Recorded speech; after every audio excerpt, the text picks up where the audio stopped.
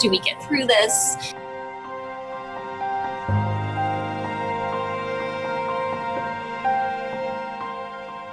We've been here for 11 years, so we have a really strong regular customer base. Unfortunately, most of our business comes at lunchtime from people who are working in the businesses around us, and they're all closed right now. Last I checked, we were down about 70% from where we were this time last year. Right now, there is no budget. At the end of the week, we say, here's how much money we have or how much money we've made in the restaurant, what bills can we pay. Basically, mortgage, taxes, and insurance are the three things that we're making sure get paid, and then everything else is kind of, what can we pay right now? This is our only income. This is how we feed our family and pay our bills. And it's really hard. But it's nice that we do have so much support and that people are still making an effort to go out and, eat local and visit their locally owned stores. So everybody definitely appreciates it.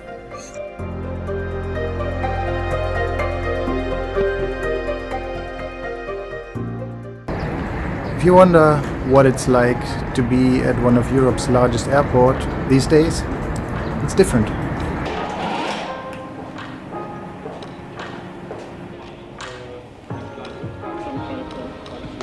Attention please. Please keep a distance of at least 1.5 meters and avoid large. Welcome to what currently is Europe's busiest airport by number of flights. When entering the terminal, passengers are reminded to disinfect their hands, keep a distance, and wear face masks. Most check-in counters are deserted. These signs and markers on the floor, anywhere where queues form, are meant to remind people to keep the required distance. The question is, how well will this work? The number of available self-check terminals has been reduced. While this elevator can hold 41 people, and there's no formal limit to the amount of people it will take, markings on the floor remind passengers to keep their distance. Frankfurt Airport has sealed off about 2/3 of its terminal space at the moment. Many facilities, such as ticket control or passport control, had been automized before Corona already. Nobody will ask you if that seat next to you is taken for sure. Many of the flights advertised for departure at Frankfurt Airport aren't even flights. They're trains. One of the first things you mention when you go to Frankfurt Airport these days is that it's quiet. There's hardly any traffic. There are hardly any planes in the air. Also, the smell of kerosene is gone. Hiway ka na bugas. Tagaan sa kaliwat. Oh, kaya daw ikaw ginahongit pagin. Let's go, ma. Good evening. Ari kami subong sa House of Mud.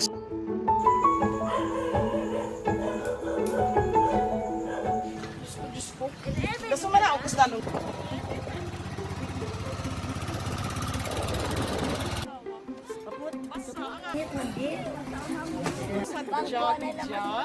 Pasulat na lang tagadaan na.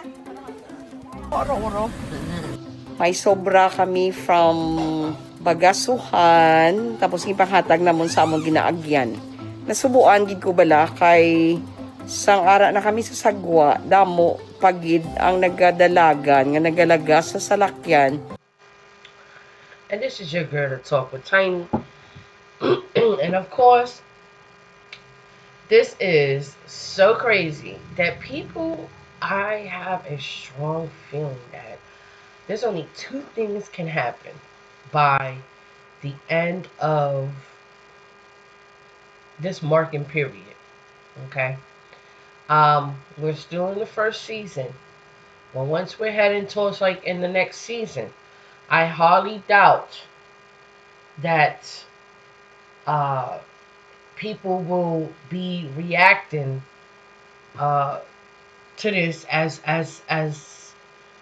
if it's normal. I think that something in uh, folks will switch on. It would be a switch. And you know, it's kind of amazing, and I have to admit that to see the switch of the Gentiles are currently being turned off is phenomenal. And I'll get into that. What I mean about that a little later. But right now, what does social distancing means? Before it had a definition. When social distancing became the new anti-social, if you will. And not by choice. They are teaching you how to be anti-social and programming the minds to hate. They want you to hate. They have done an experiment. Everything they're doing, they've done this before, you know, just not with this many people worldwide. And right now, it is great. But we had all the peace talk in the world in the past couple of 5 years, and then sudden destruction. Now, what they want to do is precondition your mind to think that this is the new norm. But we all know that this is not the new norm. And in fact, I'm not against the will of the Most High. That is for sure. So let me clarify that.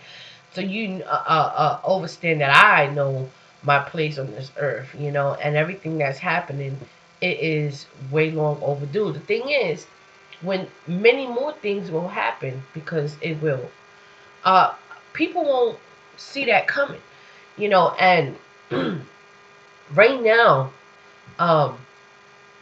this is causing kingdom against kingdom, you know. We're in sudden destruction.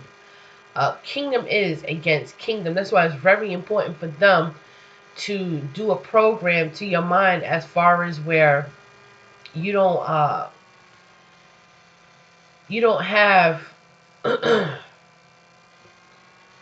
you don't have like some kind of type of frequency to literally think. But what they don't realize is that we're thinking. We're thinking in so many ways, and then some. So I just think it's ironic that people are crying to, and I know white people are crying.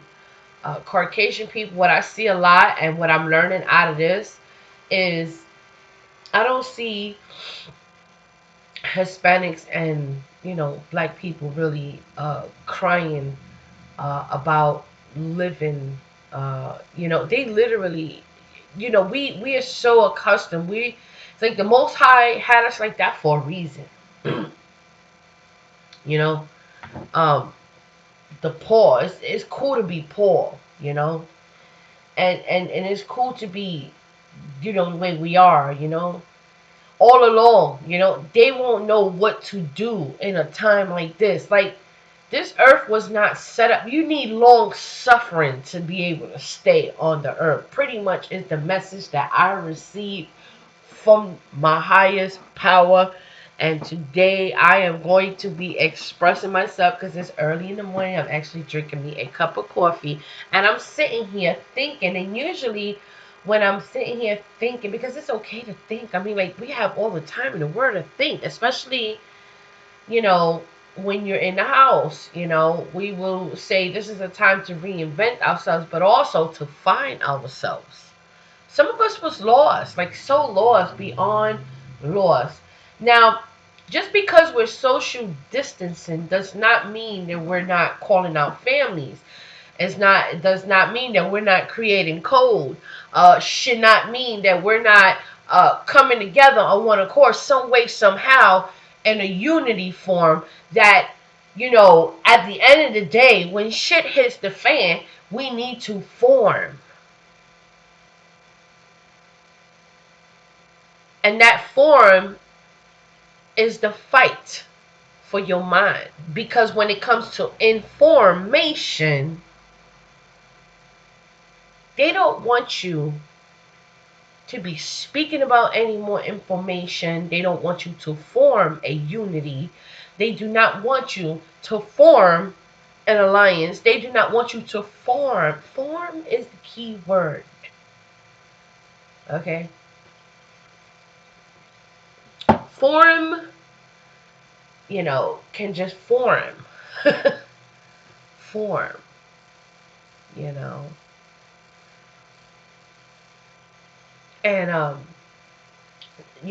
when they say, oh, words have power, yes, they do. And that's why you never let anyone talk to you any old kind of way. It's very important that you make sure that no one is never in your 50 feet. You make sure that you always got 50 feet. Never let no one sidetrack your ass or swiftly steal your energy. And with that being said, let's talk about social distancing. Like right now, you use that one word. It would normally say social distancing, also called physical distancing. It is set of a non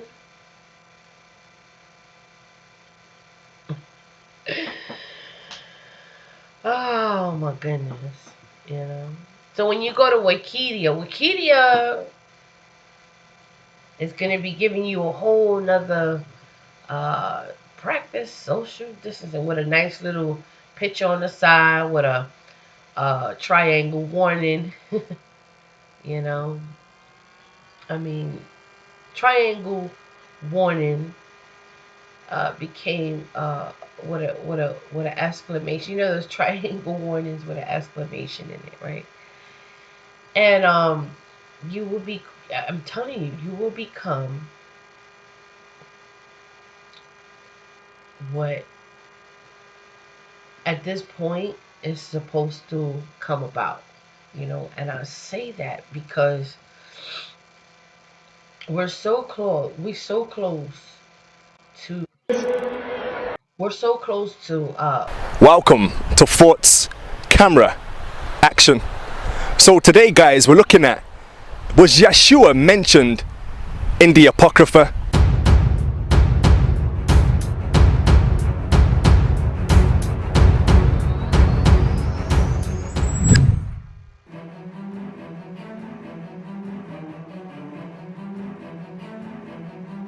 Yeshua mentioned. I, Esdras, saw upon the Mount Zion a great people, whom I could not number, and they all praise Elohim with songs. And in the midst of them was a young man of a high stature, taller than all the rest, and upon every one of their heads he set crowns, and was more exalted, which I marveled at greatly. So I asked the angel and said, Sir, what are these? He answered and said unto me, These be they that put off the mortal clothing, and put on the immortal, and have confessed the name of Yah. Now they are crowned and receive palms. Sounds similar to the account in Revelation. So he answered and said unto me, It is the Son of Yahuwah, whom thou have confessed in the world. Then began I greatly to commend them that stood so stiffly for the name of Elohim. For my son Yeshua shall be revealed with those that be with him, and they that remain shall rejoice within 400 years. After these years my son Christ, die, and all men that have life. So we can see clearly that Yeshua, or who the world commonly calls Jesus, was mentioned in the King James Version 1611 Apocrypha Bible. So why was this text removed? In regards to the statement made about 400 years and then the Hamashiach will come, Ezekiel and Daniel were contemporaries, meaning they lived during the same time period, as the following verse will highlight. The eagle, whom thou sawest come up from the sea, is the kingdom which was seen in the vision of thy brother Daniel. But it was not expounded unto him, therefore now I declare it unto thee. And Daniel and Esdras both saw prophecies based on the birth and the arrival and the ministry of the Hamashiach.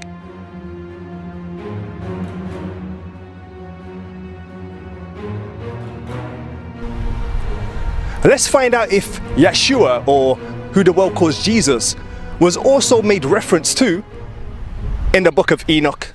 There I beheld the Ancient of Days, whose head was like white wool, and with him another, whose countenance resembled that of man. His countenance was full of grace, like that of one of the holy angels. Then I inquired of one of the angels, who went with me, and who showed me every secret thing concerning this Son of Man, who he was, whence he was, and why he accompanied the Ancient of Days. Interesting. Sounds like the book of John chapter 1 when it says in the beginning was the Word, etc, etc. So we see there, clear as day, that Yeshua was made reference to in the book of Enoch. So again, why was this scripture and this book removed? Now, let's find out if Yeshua actually referenced or quoted from the Apocrypha. I gathered you together, as a hen gathereth her chickens under her wings. But now, what shall I do unto you? I will cast you out from my face.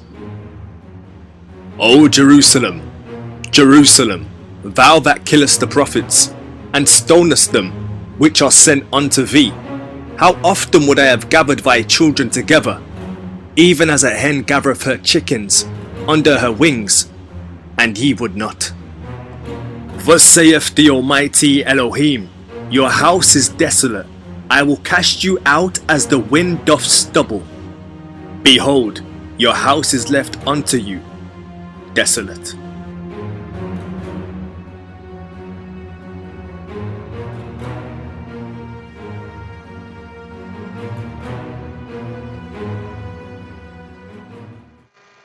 There we see again that Yeshua HaMashiach quoted from the book of Esdras.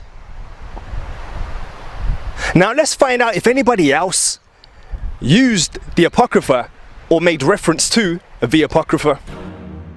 Behold, he comes with 10,000s of his saints to execute judgment upon them and destroy the wicked and reprove all their carnal for everything which the sinful and the ungodly have done and committed against him. And Enoch also, the seventh from Adam, prophesied of these, saying, Behold, the Elohim cometh with 10,000 of his saints to execute judgment upon all, and to convince all that are ungodly among them of all their ungodly deeds which they have ungodly committed, and of all their hard speeches which ungodly sinners have spoken against him. Again, no surprise, we see with Jude, he quoted the Apocrypha. Now, the Geneva Bible is one of the most historically significant translations of the Bible into English, preceding the King James Version by 51 years. It was the primary Bible of the 16th century, English Protestantism, and was used by William Shakespeare, Oliver Cromwell, John Knox, John Donne, and John Bunyan, author of the Pilgrim's Progress. also known as the Protestant Bible, actually contained the Apocrypha, meaning all the hidden books. Then incidentally, with the Authorized King James Version, these books were omitted by the Protestant Church. Now we know the Catholic Church is guilty of sin, mother of harlots, and she has daughters, Protestantism and everything that came out of that, which sought to conform and reform the expelled Yehudi in the West Indies. Inside Washington's Museum of the Bible, a single volume that is like no other. The so-called Slave Bible, remarkable not for what's in it, but for what's not. So about 90% of the Old Testament's been removed and about 50% of the New Testament's been removed. To put it another way, a normal King James Version has 1,189 chapters in it. The Slave Bible has only 232. Missing are chapters and verses that might have encouraged uprisings. Book of Exodus redacted. No story of Moses demanding Pharaoh, "Let my people go." Gone is Galatians, and the verse, "There is neither bond nor free, for ye are all one in Christ Jesus." And no Jeremiah, "Woe unto him that useth his neighbor's service without wages."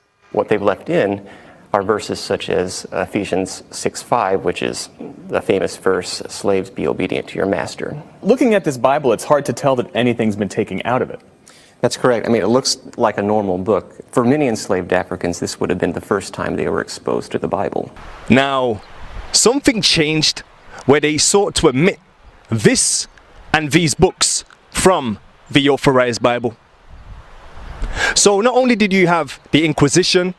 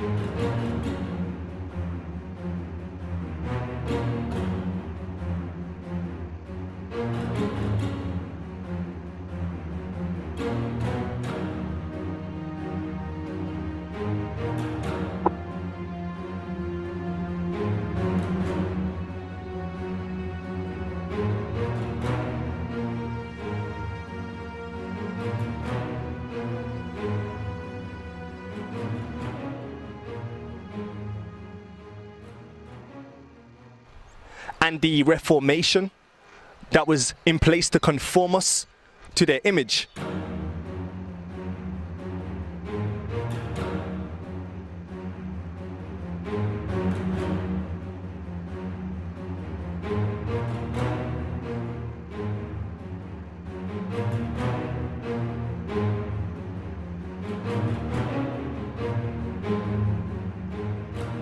Crazy. It's so crazy. So one white Jesus and everyone else is black around the picture. Then you even got somebody in there that look like Gaddafi. Like, I just can't right now. But with that being said, let's get into damn, what I did with that. Let's get into this. Period. Their country in 1946. I'll repeat this for you. Spy drones made in China and donated by a communist-owned corporation are flying over American towns and cities today to spy on you and me. Doesn't that frighten you? Why are we allowing it to happen? When do we start the resistance? Personally, I've been resisting this day for over 20 years. I've seen this nightmare coming for several decades, but I'm stunned by the speed and ease in which they pulled off the takeover. I know all too well what happens to patriots who resist the revolution. Look on the internet, look up my name, and see what they did to my name and reputation over the past year. If you expose and oppose corruption, tyranny, and oppression, you will be publicly vilified, and your name and reputation will be slandered by professional paid liars in the news media. And what did I expose and oppose? Well, 4 things. I exposed and opposed the brutal oppression of the Palestinian people, the theft of their land, and the weekly shootings of their children and youth by Army snipers. Second, I exposed and opposed Jeffrey Epstein's elaborate child sex operation to entrap and blackmail American politicians and influential American men. Third, I exposed and opposed the 53-year-old cover-up of the attack on the USS Liberty. Fourth, I exposed and opposed the shadowy network behind the attempted impeachment of President Trump. And in response, there was a choreographed attack to destroy me. Our YouTube channel was canceled and our PayPal account was closed. Why? Because I investigated criminal operations in this country and dared to speak freely about such matters. This is what happens to anybody in America who dares to act like a free man or woman. Well, who is the latest target of media vilification? Her name is Dr. Judy Mikovits. She and Kent Heckenlively co-authored a book titled Plague of Corruption. The book's foreword was written by Robert F. Kennedy Jr. The Plague of Corruption book exposes the criminality of the medical mafia, which includes some high-level scientists, pharmaceutical companies, and vaccine makers. In particular, she wrote harsh words about Dr. Anthony Fauci, a scientist that she personally knows from past work. Dr. Mikovits was a member of the research community that conducted pioneering work on HIV/AIDS when her research compelled her to ask whether the medical mafia was responsible for various new diseases such as autism and chronic fatigue syndrome. Her name, reputation, and career came under a vicious attack to destroy her. Dr. Mikovits openly names Dr. Anthony Fauci as the man responsible for the campaign to destroy her career. As expected, Dr. Fauci said he doesn't know what she's talking about. But he hasn't sued her. He hasn't taken her to court to force her to stop making statements about him. In addition to her book, Dr. Mikovits leveled serious charges against Dr. Fauci during interviews on True News, and also in an upcoming documentary film titled Plandemic. Dr. Fauci doesn't have to say anything. The news media, attack dogs, do it for him. That's what they're paid to do. Smear, defame, slander, attack, and destroy anybody who dares to speak up against corruption and tyranny, and who defend the weak and the innocent from their oppressors. On the screen is an example of the slimy work done by a paid media attack dog. It was published by the Chicago Tribune. Think about Chicago, the home city of the American Communist Party movement and Barack Obama. Notice the line, 4 things to know about Judy Mikovits. Well, none of them are good. Number 1, her research. Now, this is according to the Chicago Tribune. Number 1, her research on an illness called chronic fatigue syndrome was discredited years ago, says the newspaper. Number 2, her paper was retracted and Mikovits was fired. Number 3, Chicago Tribune says you need to know the debacle led to legal troubles for Mikovits. And number 4, the Chicago Tribune says she's been in the news for anti-vaccine activism. Oh, let's lock her up. Well, let me state that neither True News nor I personally have any financial stake in Dr. Mikovits' book or the Plandemic film. I do have, however, a personal stake in freedom. I don't like what was done to her. I don't like what's been done to her name and her career. And I don't like the onslaught of censorship against the film. Here's an example from BuzzFeed.com. You know them. They're medical and science experts qualified to tell you and me what to believe. So look at the headline from BuzzFeed. The pandemic video has exploded online and it's filled with falsehoods. Well, how does BuzzFeed know it is filled with falsehoods? How much research has BuzzFeed done on the claims and the accusations in the film? Or is BuzzFeed simply spewing the propaganda fed to them from their masters? The techno-Nazis who own and run the social media platforms are in a tizzy trying to censor the 28-minute pandemic film trailer. In fact, just minutes ago, before I came into the studio, we received our latest warning from Facebook telling us, you've been bad. You've been showing the video pandemic, and we are going to have a talk with you, Rick Wiles and True News. It just came to us just a few minutes ago.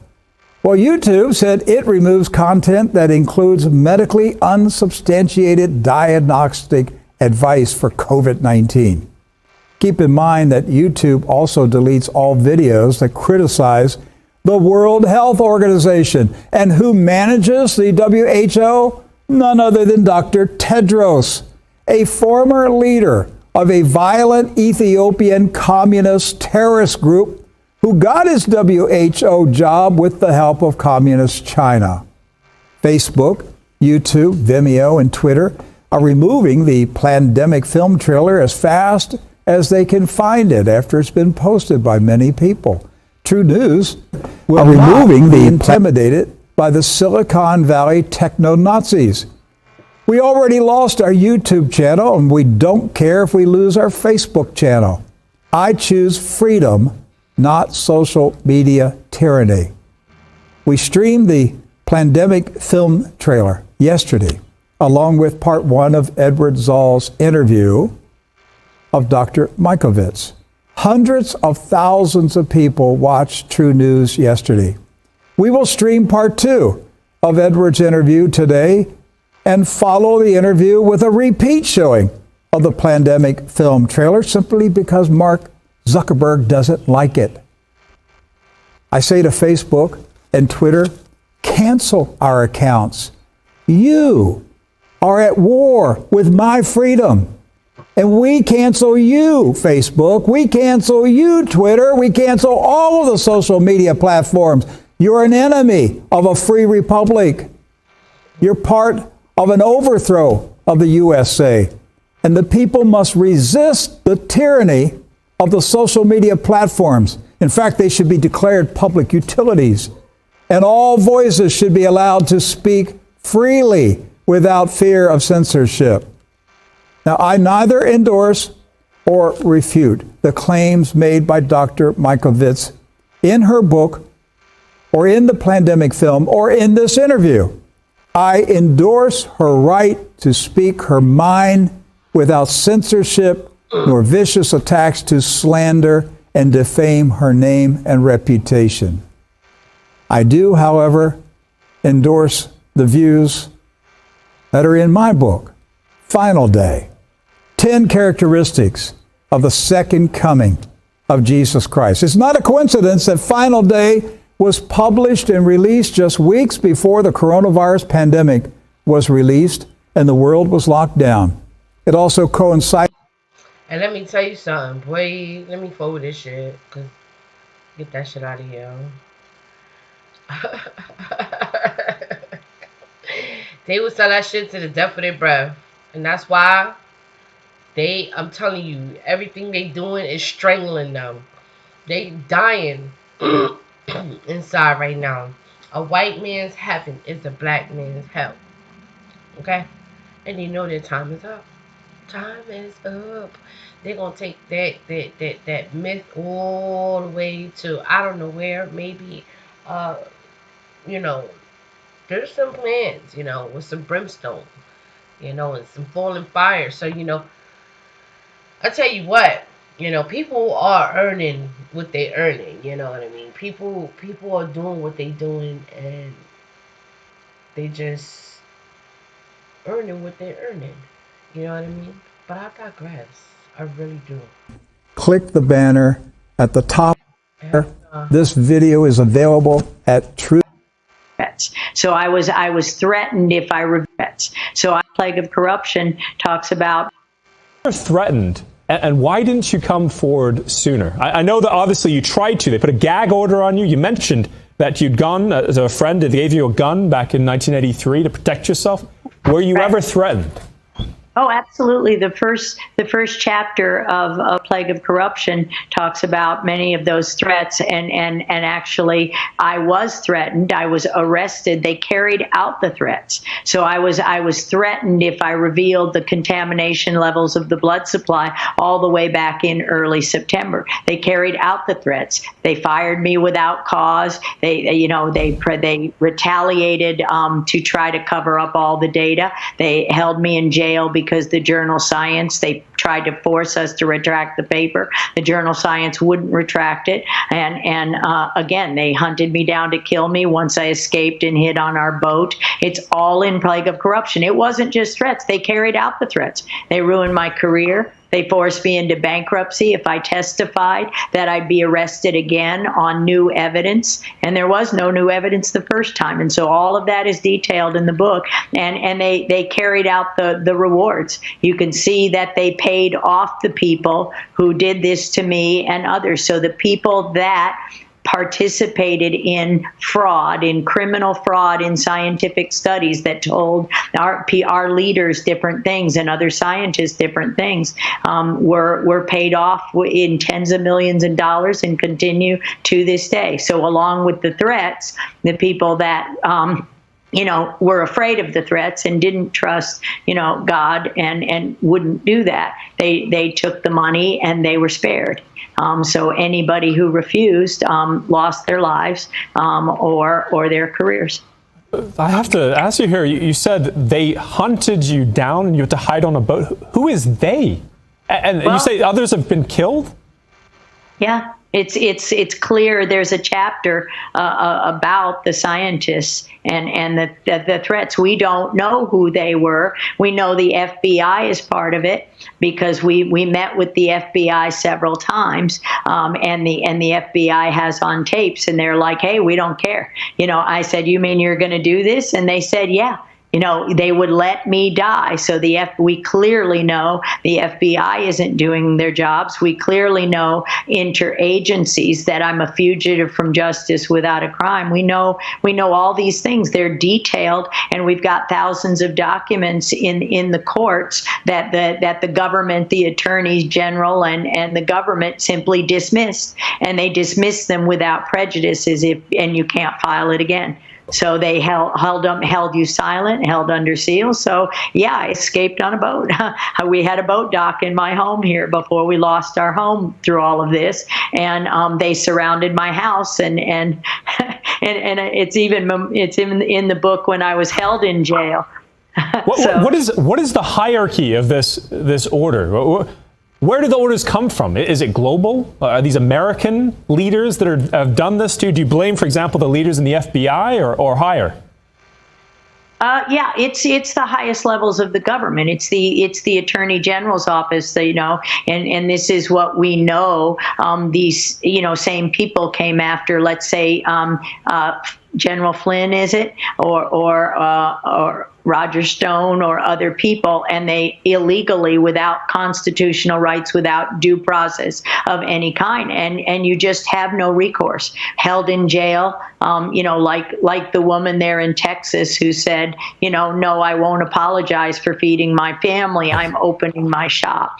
And so for me too, while I'm held in jail with a bail hold, without seeing a judge, without any charge, without anything for 5 days, and my husband extorted that he'll never see me again. You come up with this confession, get her to sign this apology. Sound familiar? Oh, what are you doing to that woman? Oh, sign an apology saying you made a mistake, and it's essentially a confession in your research, and you'll spend the rest of your life doing honest research, and everything will vanish. And I said, I've spent my entire life doing honest research, and I'll continue to do honest research, and I have. And he healing is the focus because we can heal these kids. And we work to formulate drugs. We consult, we educate anyone who will listen.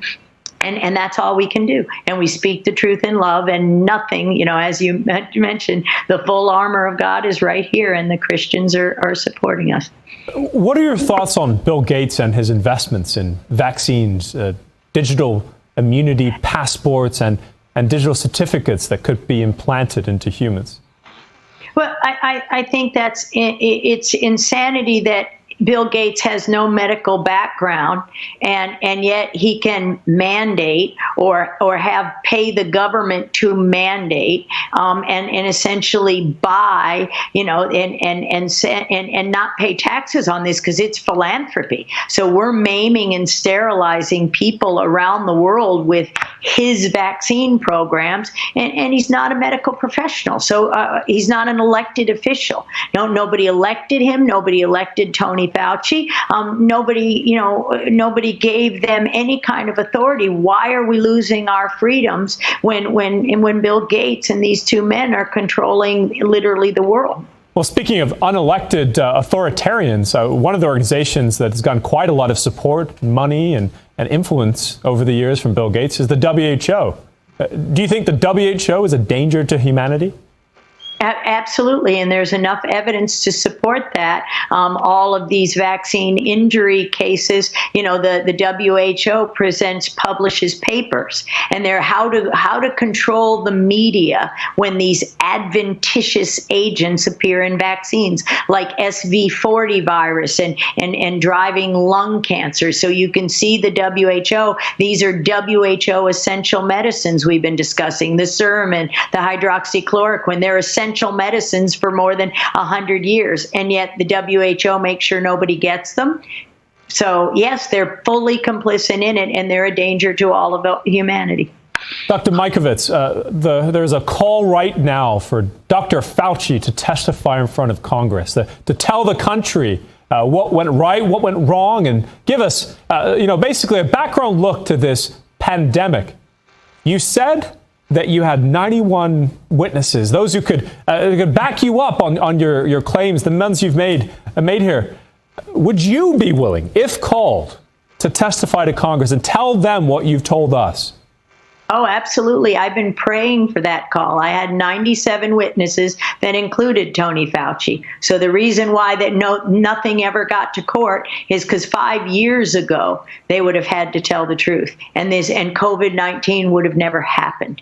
It's already happened by the damage in the vaccine. So this is a plague of corruption and cover. I pray every day that somebody will call me. And in fact, Tony Fauci should not be allowed to testify in front of Congress or the Senate ever again, because on February 27th, 2019, he lied to Congress and said the MMR vaccine does not cause encephalitis. That's inflammation of the brain. Clearly, the data package sheet, the insert from Merck, says it can and does cause encephalitis. So he lied to Congress, and again, while millions of children are getting injured with that MMR vaccine now for 3 decades. What question would you want Congress to ask Dr. Fauci? To tell the truth, so what do you ask? Why did you prevent the drugs? Why are you promoting vaccines when in fact all the data around the country and world shows that natural herd immunity, natural infection and natural herd immunity has occurred? Why would you lock down people knowing the very people you lock down would be killed? Why would you mandate a mask knowing very well that will kill people who are oxygen deprived, like people who are dying of of COVID-19 theoretically? Why would you do any of that to protect? Why do you hold these patents?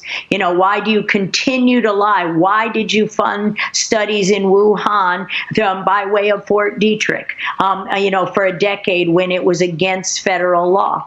There are millions of questions, and what will the answers be? Why do why are you holding patents and drive? And why do you say the lockdown continues until a vaccine that will kill people? And the data show that. And no vaccine has been developed in the 20 years since the original SARS infection. And this is a family member of that. All the data say it drives disease. Why? What have you done to our country? What treason is what I think they should say to him. What is their end goal? Like, what do they want to accomplish, not just with the vaccination programs, but with all the things they're trying to redesign society toward, the new industrial revolution, with everything that we touch, everything around us being smart, watching us, tracking us with contact tracing? What's their end goal, Dr. Mikovits? Well, I really do believe it's a cover-up. It's mind control. It's control us. It's fear that we don't have God-given immunity. We fear only the Lord.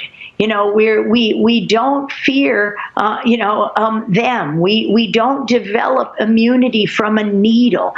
This is so very clear. So the end game, I believe in this instance, is to cover up 40 years plague of corruption. If you call it all COVID-19, and anybody that dies of anything is called COVID-19, you've buried the evidence, because the people you will kill is the ones you've injured with the 5G that they're implementing. We know that frequency separates hemoglobin from iron, so you can't carry oxygen. It drives that inflammatory storm that is being blamed on a coronavirus. We know the pollution. We know the glyphosate. Monsanto, billion-dollar lawsuit won by Bobby Kennedy in his organization for it causing lymphoma several years ago in that man. So here's, again, many, the toxins, the GMOs they forced on our food supplies contaminated.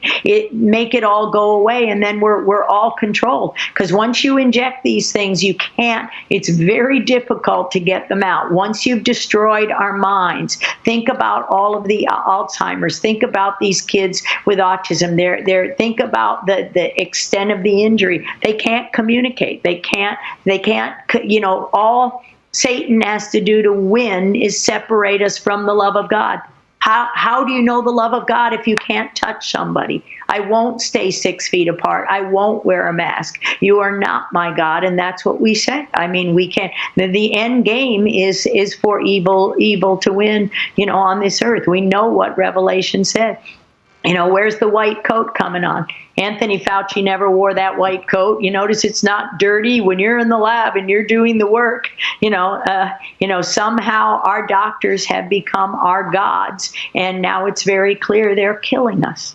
Oh, Dr. Massaei, one of the doctors out of Bakersfield that first challenged this, made that note that Dr. Fauci is almost working in an ivory tower, hasn't seen a patient in more than 2 decades. I have to ask, though, you brought up 5G and a potential connection to coronavirus. Have you personally read any studies, anything that can be cited about the safety, basically concerns, the harmful nature of 5G? And can you share that with our audience?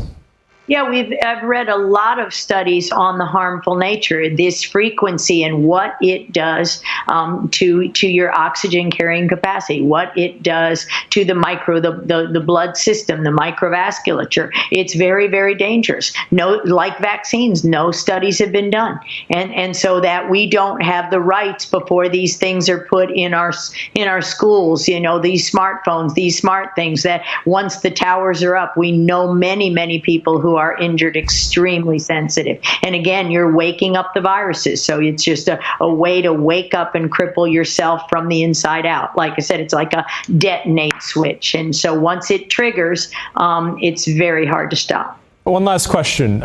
Fort Detrick, you mentioned that you'd worked at Fort Detrick in the 90s. Now, based on what we've learned about these bioweapons labs, these places where experimenting with germs and creating drugs and doing all kinds of manifestations with God's creation, should these be shut down globally? Should they be more transparent with what they're doing in our neighborhoods at these facilities? Correct. I worked at Fort Detrick from 1980 to 2001, and in that USAMRIID, a biosafety level 4 facility with such dangerous things as Ebola, accelerating viral evolution, and yes, all of this research should be shut down and cleaned up. The lab was shut down in 2019, that biosafety level 4, for safety concerns. The water supply around Fort Detrick, to the people living in that area. Attorney Mike Hugo brought an environmental lawsuit. Some families within blocks of that facility, 22 different kinds of cancers in the family. Cancer, and this has been covered up for more than 4 decades. That was a biowarfare fort before they turned it into the National Cancer Institute, and they just changed the label on the door. Didn't clean it up. Well, from Department of War to Department of Defense, right? It's all about the wording. Sorry, one last question.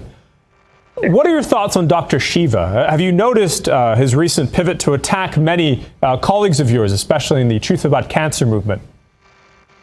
I've never met Dr. Shiva, but his behavior recently with respect to attacking individuals for me is just it's deplorable. I don't support that kind of talk. We're speaking the truth in love. We all have a truth and we support each other. So it's for me it's deplorable. His language, his attacks, baseless attacks, especially on Bobby Kennedy Jr.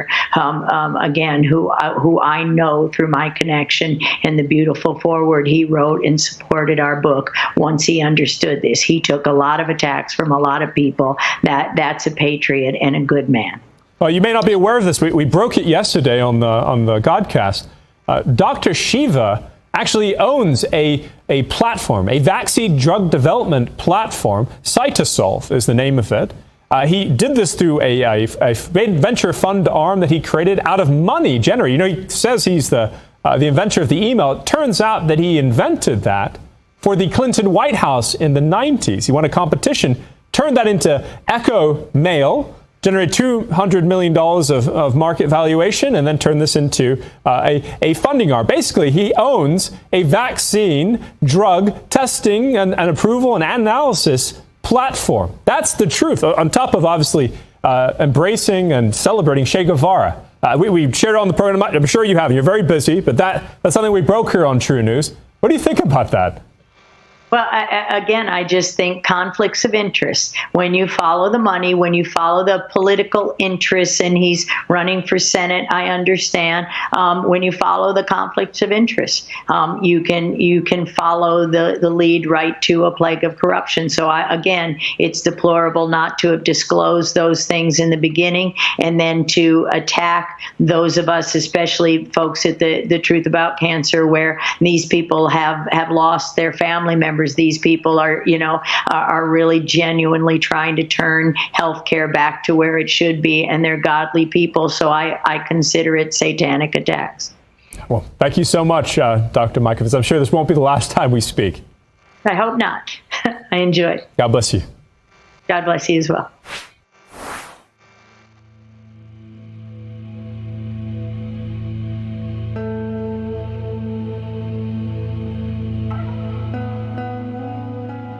Dr. Judy Mikovits has been called one of the most accomplished scientists of her generation. Her 1991 doctoral thesis revolutionized the treatment of HIV/AIDS. At the height of her career, Dr. Mikovits published a blockbuster article in the journal Science. The controversial article sent shockwaves through the scientific community as it revealed that the common use of animal and human fetal tissues were unleashing devastating plagues of chronic diseases. For exposing their deadly secrets, the minions of Big Pharma waged war on Dr. Mikovits, destroying her good name, career, and personal life. Now, as the fate of nations hang in the balance, Dr. Mikovits is naming names of those behind the plague of corruption that places all human life in danger. So you made a discovery that conflicted with the agreed-upon narrative. Correct. And for that, they did everything in their powers to destroy your life. Correct. You were arrested. Correct. And then you were put under a gag order. for 5 years. If I went on social media, if I said anything at all, they would find new evidence and put me back in jail. And it was one of the few times I cried, and it was because I knew there was no evidence the first time. And when you can unleash that kind of force to force someone into bankruptcy with a perfect credit score, and so that I couldn't bring my 97 witnesses, which included the heads, Tony Fauci, Ian Lipkin, the heads of the public health in HHS, who would have had to testify that we did absolutely nothing wrong. And so what did they charge you with? Nothing. But you were in jail. I was held in jail with no charges. I was called a fugitive from justice. No warrant. Literally drugged me out of the house. Our neighbors are looking at what's going on here. They searched my house without a warrant, literally terrorized my husband for 5 days. They said, if you don't find the notebooks, if you don't find the material, which was not in my possession but planted in my house. As if you took intellectual property from the laboratory. Is that correct? It was.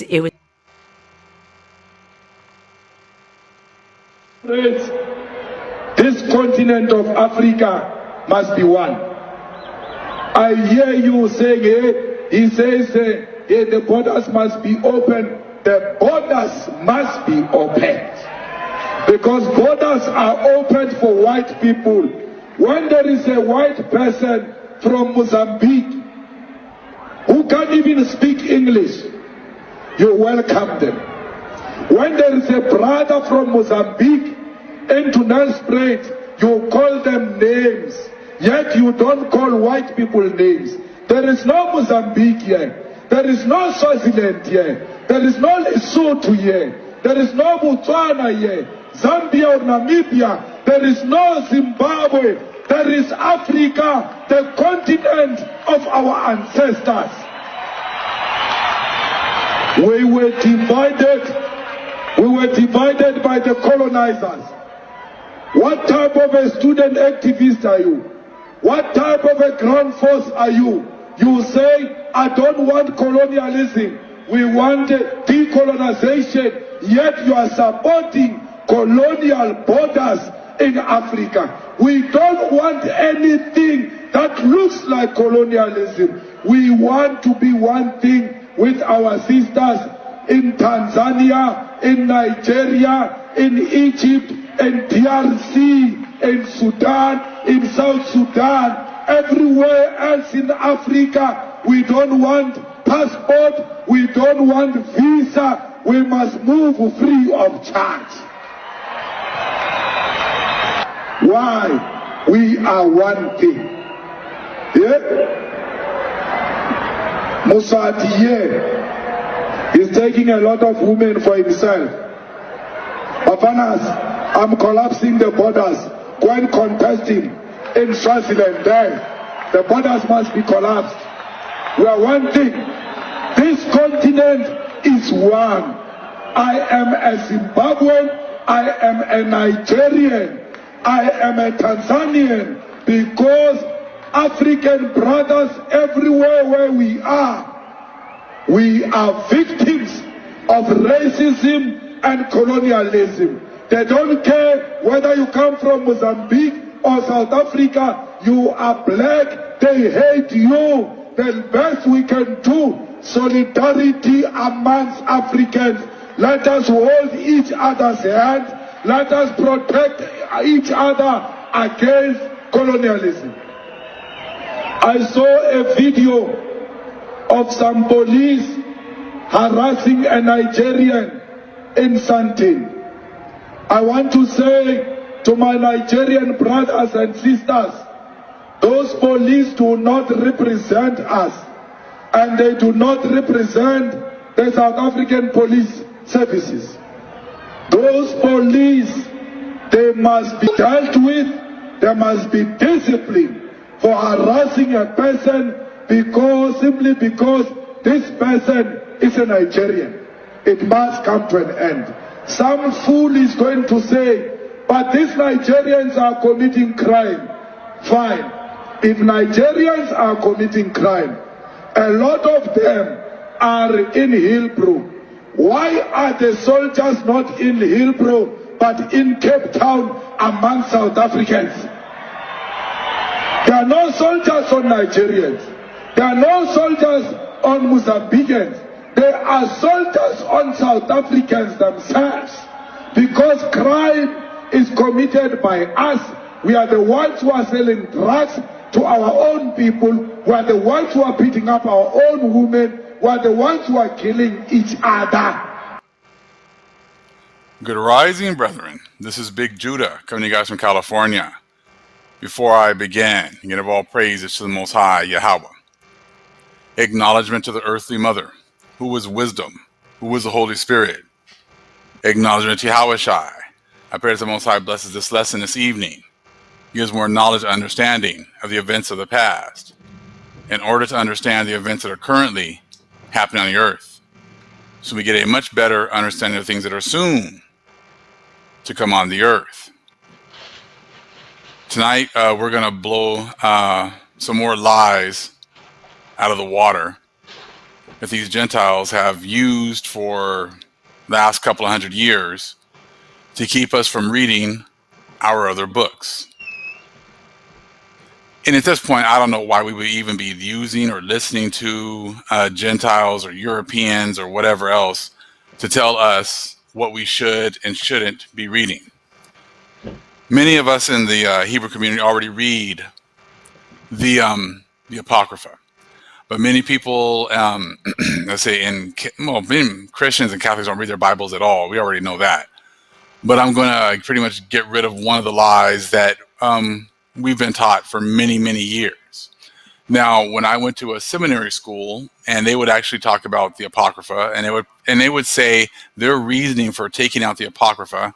Now, mind you, it's some people way over in Germany, which has nothing to do with our scriptures in the first place, dictating, what was good and what wasn't with Martin Luther and everything else in the Protestant movement. They said that the people, the prophets, the apostles, none of them ever referred to the apocryphal books. You got the Matthew, Mark, Luke, and John. They said you got the 12 apostles as well, and so they're trying to say that none of them referred to the Apocrypha. What? Bro, what are you talking about, man? So that was their reasoning as to why they took them out, why these books weren't good. Well, I'm going to show you real quick is if you go back into the older Bibles before Martin Luther and before all these other people started touching them and messing with them, the people actually in the Bible, the ones that were closest to Yahushai, were referring to the Apocrypha. Now, if the Apocrypha was good enough for Paul, who these Christians love to talk about, then how is it that all of a sudden, 1,800 years later, all of a sudden the Apocrypha is not good for these so-called Christians? What? Bro, what are you talking about, man? Bro, I'm out, man. That nigga's tripping. I guess the people in the 1800s knew much, much better than Paul or the other people that were actually in the Bible, the Hebrews that were in the Bible. I guess they didn't know what they were talking about, but the Gentiles knew that, hey, those books, they never referred to those. So therefore, we're going to take those out. What you're going to realize is just been a systematic goal of theirs to get rid of the Apocrypha, because once you start getting to the Apocrypha and you start actually reading it, they can't push all the lies that they've been trying to do for this whole time. They've been trying to make it seem as if, the Bible is a universal book. The Bible is their book. And the Bible was referring to the same things that was going on in these churches. You can't teach all the things that these churches have been teaching with the Apocrypha there. You can't teach, the Most High is the one who talks about he's going to depopulate. But see, they try to push that on the elites.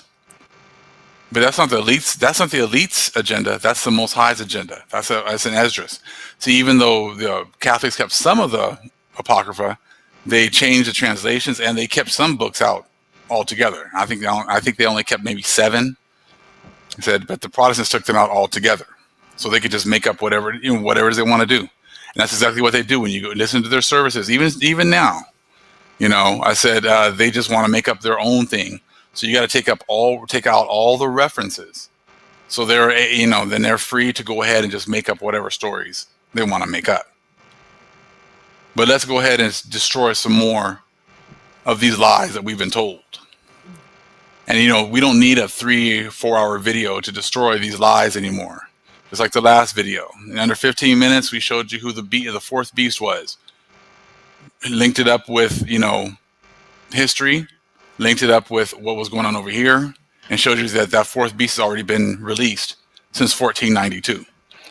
Now the Most High is going to destroy the fact that these guys have said that none of the other books refer to the Apocrypha. First one.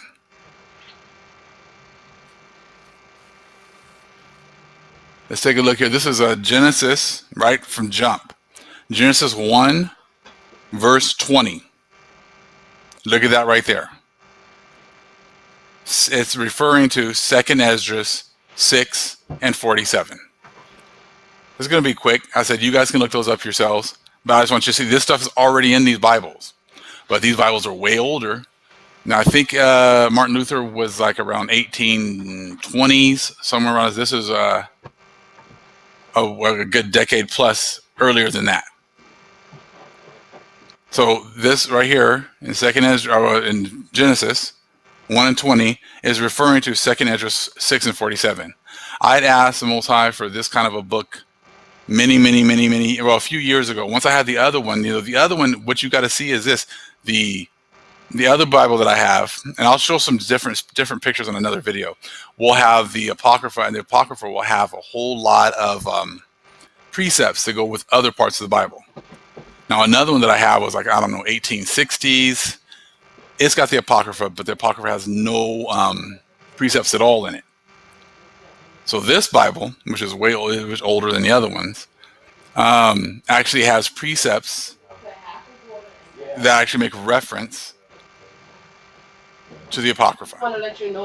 So that whole notion that none of the other Bible actually mentions, the Apocrypha, when you guys take all the references out, then you guys can say that. Like I said, the Most High is just lifting up the skirt and exposing everything you guys have been doing. You guys had no, authority to be taking out these precepts, taking out this information.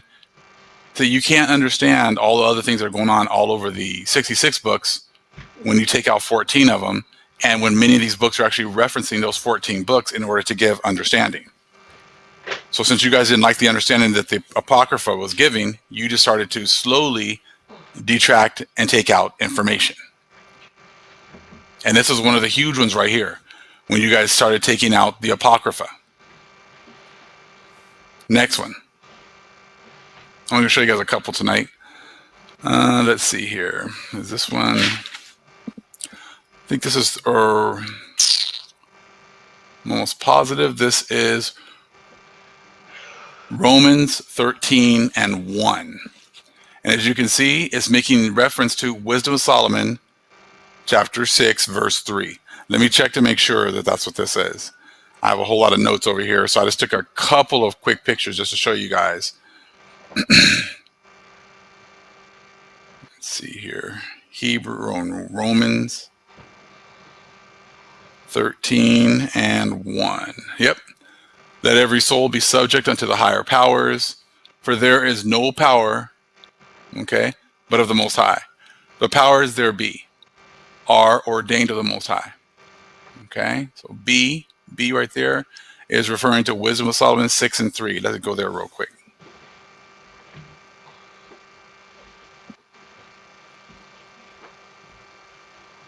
Wisdom 6 and 3. For power is given you of the Most High, and sovereignty from the highest. Who shall try your works and search out your counsels? All right. So right there, I guess it's good enough for Paul. The Wisdom of Solomon is good enough for Paul. But see, these Europeans seem to have thought that they get to go ahead and collaborate and come up with their own thoughts and take books out. So when it talks about a curse being for, coming for people who take out books, well, you can kind of see who's taking out books right here, right? Who were the ones that was responsible for taking out the 14 books? Who's the ones responsible for taking out the Apocrypha? That's why the Most High has been talking about there's been a curse for, pretty much tampering with his books. Well, now you can easily see the ones that have been tampering with the books here. Hiding information, hiding understanding. Now, fast forward to today, now you're starting to see how everything before March was a certain way, and then now everything has changed after March. Now you're starting to see why the Most High is bringing these curses. Because they tampered with the Most High's books, they tampered with the Most High's people, they've tampered with the Most High's lands, and they've gone out of the way to hide absolutely everything. And a lot of Christians and Catholics will try to just, ignore this. Even our own people who are in these churches, look, they don't accept the Apocrypha, but they'll pretty much parrot the same excuses that they were given, by the priest of Mahan. But now, even with proof, now you guys have proof. You can show them right here. These books were referring, to the Apocrypha. So get a little more ammunition for you when you're talking to people, okay? Next one. Hebrews, chapter 1, verse 3 right there, who being the brightness of his glory, is referring to Wisdom of Solomon 7 and 26. Pretty amazing right there, isn't it? How they took all this stuff out, all this information out. Let's read Wisdom of Solomon 7 and 26 real fast. Wisdom of Solomon 7:26. For she is the brightness of the everlasting light, the unspotted mirror of the power of the Most High, and the image of his goodness. Okay? So that's what Paul was referring to right here in Hebrews 1 and 3. Last one. I said it's going to be a quick one. All right? So when you start hearing these people talking about how the Apocrypha was never referred to by any of the other people, none of the apostles, all right? Now I can go all over this Bible here. It's got references all over the place. This is one of the best ones right here. This one is, let me see here, Hebrews 11 and 35. Now, if the vast majority of these Christians in these churches have not read Maccabees, they are totally unfamiliar with the 400 years of silence. So they're not going to realize. See, this is what happens when you're trying to hide the fact that we've already gone through all this destruction. That's why you get rid of the Maccabees.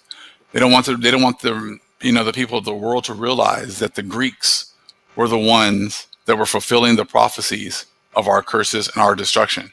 That's why they can't push an Antichrist coming and all this destruction coming when they've been the ones that have been bringing all this destruction all this time. That's why you get this information right here. So then they can just skip over it, make up whatever they want to make up. And that's exactly what they've been doing. Let's read that really quick. Let's see here. Let me go to Hebrews real fast. 11:35. Make sure I got it right here. Women received their dead raised to life again, and others were tortured, not accepting deliverance, that they might obtain a better resurrection. Okay, so this is right here. Now, when you've hidden everything that the Greeks have done and the Romans have done, and try to make it seem like all these horrible events that they actually, perpetuated on us is something that's supposed to actually happen in the future, it makes sense as to why they're hiding this. They don't want you to realize that they've already been, used as the Most High's whooping stick for the southern kingdom and destroyed our people. And that the Romans were going to be used a second time, first time for the southern kingdom and a second time for the northern kingdom that was over here. So let's go to 2 Maccabees, chapter 7, verse 7.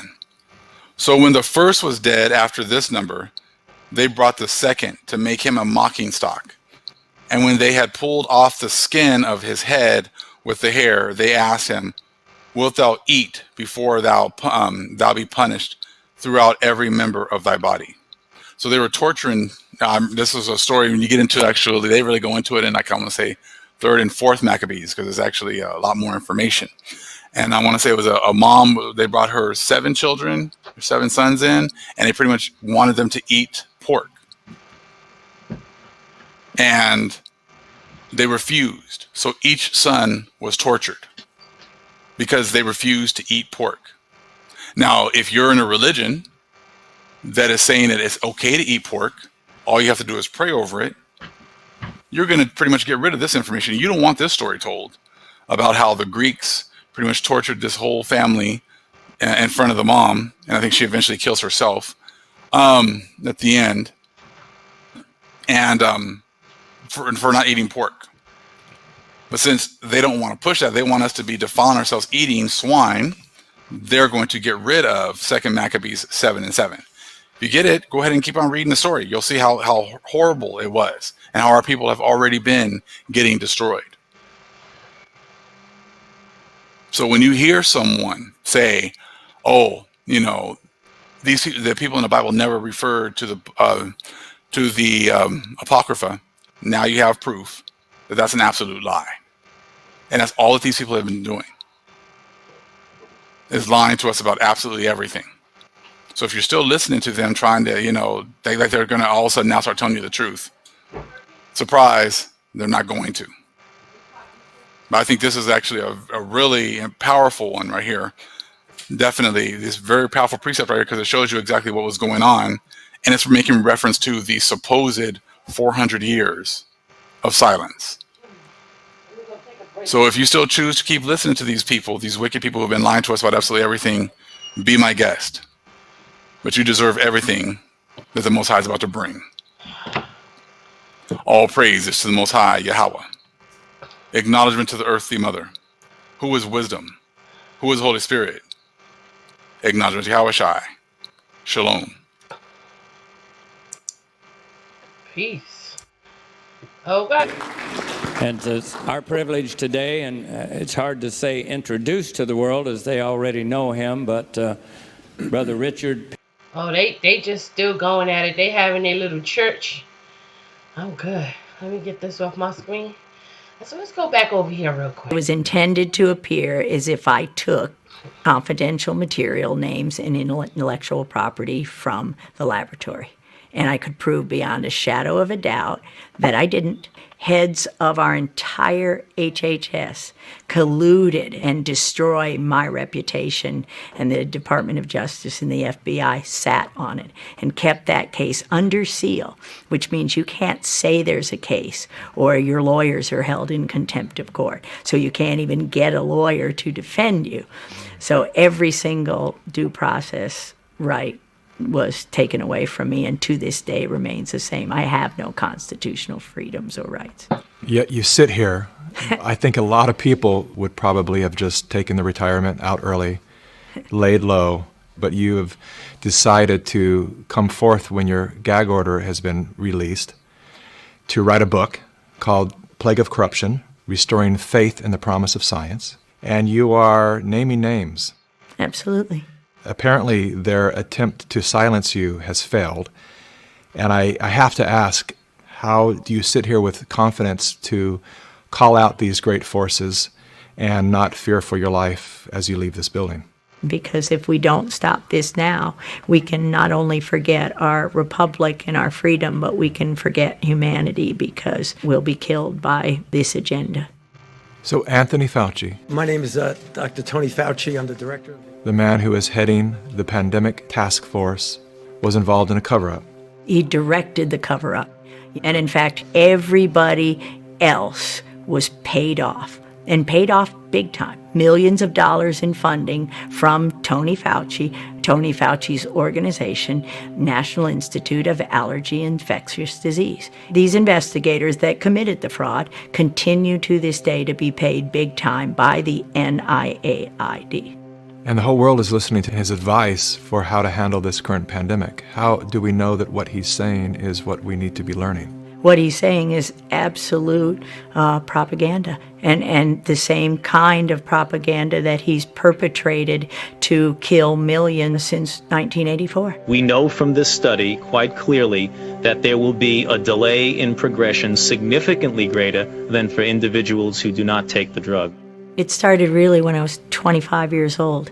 I was part of the team that isolated HIV from the saliva and blood of the patients from France, where Luc Montagnier had originally isolated the virus. Je pense qu'il y a toute une recherche à faire à ce niveau-là qui est négligée. And then you hide behind the Nigerians. Stop being cowards. Take responsibility. Stop crying. When Nigerians come here to commit crime and they do not find us as criminals, it will not be conducive for them to do crime where crime is not happening. It starts with you. Stop crime. Stop hiding criminals if you want a peaceful South Africa. Zimbabwe, please find a solution. The economy of Zimbabwe is worrying all of us. Please find a permanent solution. Ramaphosa, we ask you to help our brothers in Zimbabwe.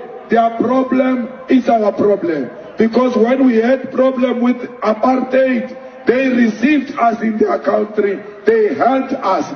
It is our turn to return the favor. DRC, we can see what they are doing there. They want those beautiful minerals of DRC. They are destabilizing it. They are making you African brothers fight amongst yourselves, including making it difficult for the president to appoint his cabinet. DRC, African leaders, come together. We want a stable DRC. We want a DRC that works. We want a DRC that owns its minerals. We want a DRC that will use the proceeds of those minerals to benefit the people of DRC. Sudan, there is no army that can preside over civilians. We don't have a problem with the intervention of the army. Let it not last for more than a year. We want elections in Sudan. We want civilians to choose a government of their own. South Sudan, don't be threatened by opposition. Embrace opposition. South Africa, ready yourself to go to South Sudan. Let us go and help them to build that new country. Let us help them to stand on their own so that we can be proud that a country was formed during our time and we helped to establish that country and make it stable. Cuba and all those who are threatened by the USA, please do not succumb to imperialism. Do not succumb to colonialism. Venezuela, we are with you. Cuba, we are with you. Russia, continue showing America a middle finger so that you can put it at its rightful place. They must stop thinking they can bully the world forever and ever. It will never happen. We want the world that is characterized by democracy and respect for human rights. Comrades, we are going to make sure that everyone here in South Africa enjoys being South African. Whether you are white, whether you are black, just respect the fact that we want our land. The land must come into the hands of rightful owners. might say, why is it that African leaders haven't done anything about this deplorable situation? Well, let me tell you, my brother and sister, they have tried. Documented to this day, 22 coups where leaders were assassinated. France had something to do with it. The first 7, when they decided they were pulling out of the CFA and that they were going to print their own money, they were assassinated. Every time an African leader has tried to do what's best for their country, they were assassinated. Majority of them aided by France. It's a known fact. And then others, they were just mercenaries who felt that when there was a natural resource discovered in one country, they wanted to create a coup. So while the country is thrown into a civil war, they're siphoning the natural resource. We know of one particular story that had we not known about it, it would have been, oh, there we go again, the Africans. In about 25 years ago, a group of young, rich white kids were having fun in Cape Town. They found out that there was oil in Equatorial Guinea that just been discovered and they wanted it. So they set out a plan to have a coup in Equatorial Guinea. So while the Guineans are busy fighting a civil war, they will be siphoning the oil. But they made one mistake. There were 2 planes. One was to leave South Africa, stop in Zimbabwe, pick up more ammunition on their way to hunt in Equatorial Guinea. Another plane was taking off in the Caribbean that had this puppet diaspora who was supposed to be the next president.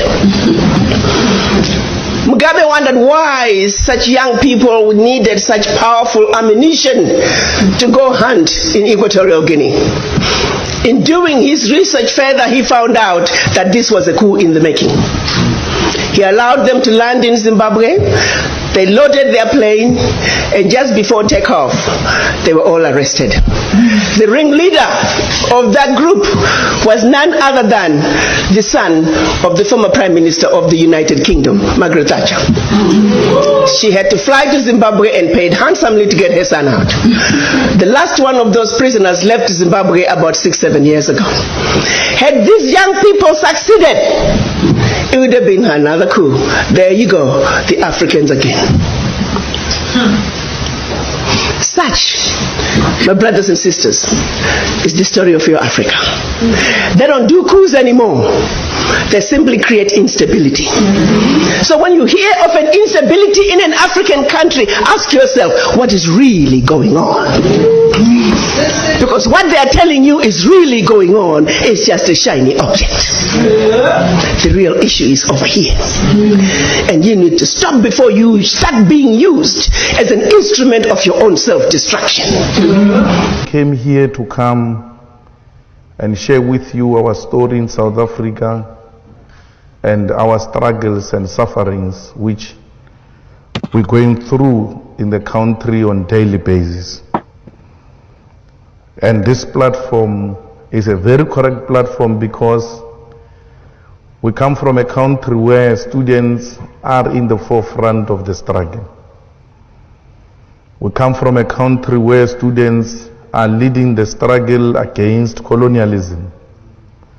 We come from a country where students are fighting against white supremacy and a capitalist system that has divided our country and excluded the indigenous people of South Africa and Africa as a whole. It is the students of South Africa, following the speech of the EFF in Parliament of South Africa, that demanded that Rhodes must fall.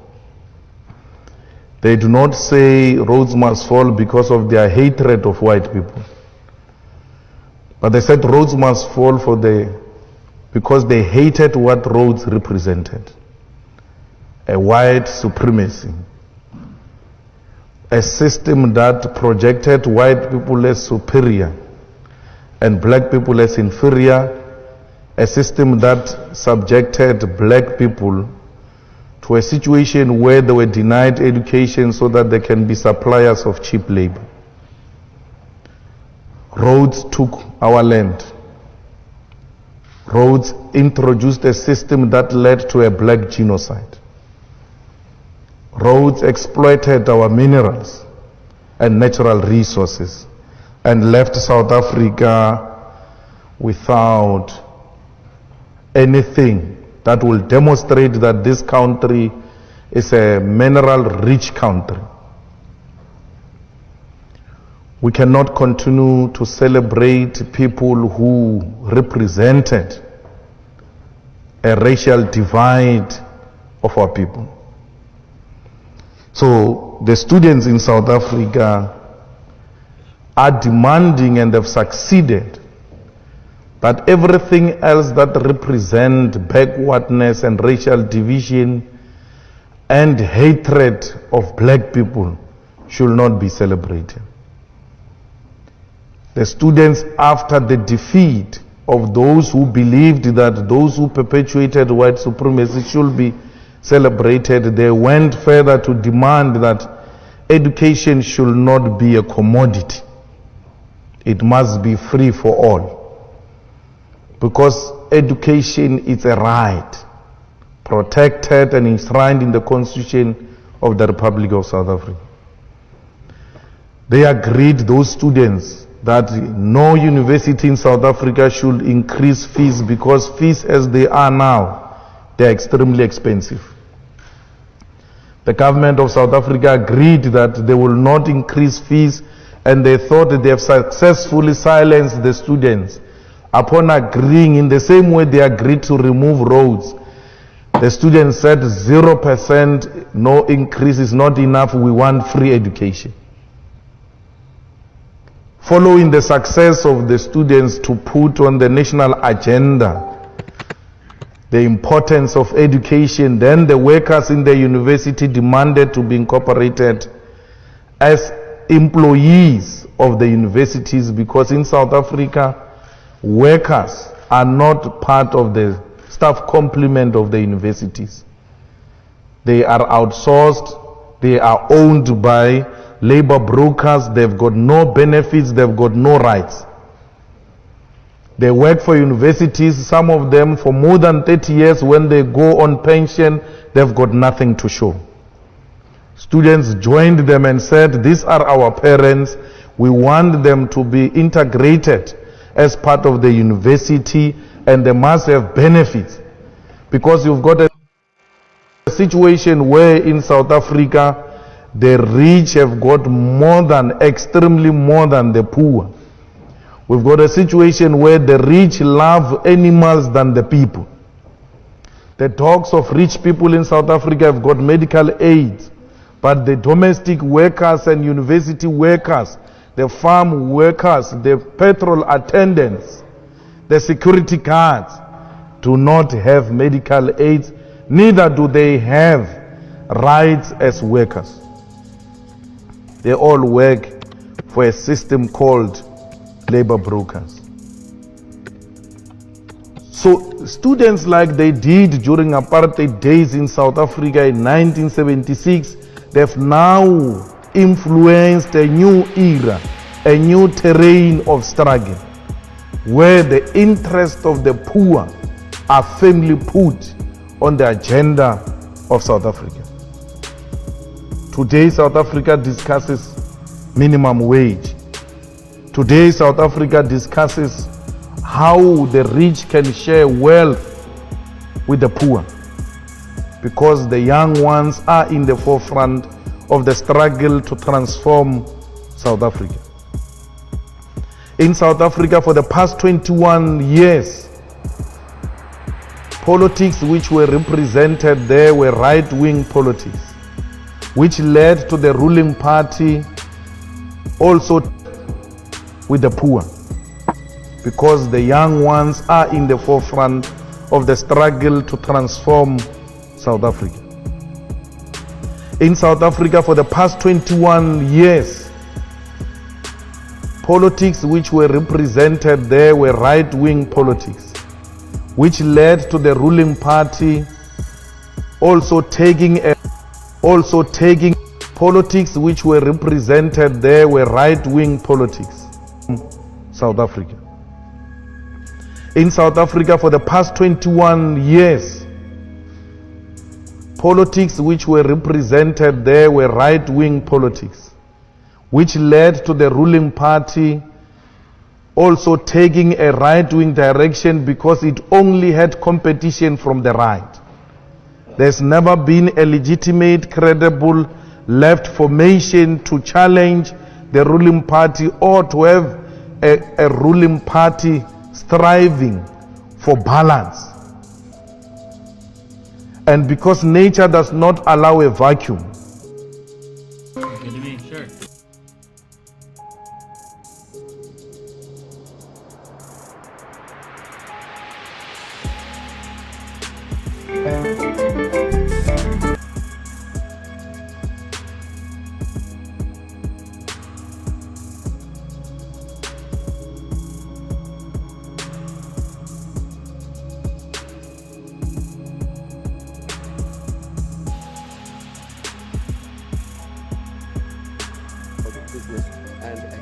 This week, France in Africa. Despite vowing to stop propping up strongmen on the continent, France is backing a Libyan warlord and Chad's dictator. Is it all about the oil? Well, forces loyal to Khalifa Haftar have blockaded oil ports and have stopped pipelines, strangling the economy of much-needed funds. Plus, getting it done. Brexit clears one hurdle, but the long slog continues. We find out what it means for one of the worst performing industrial economies.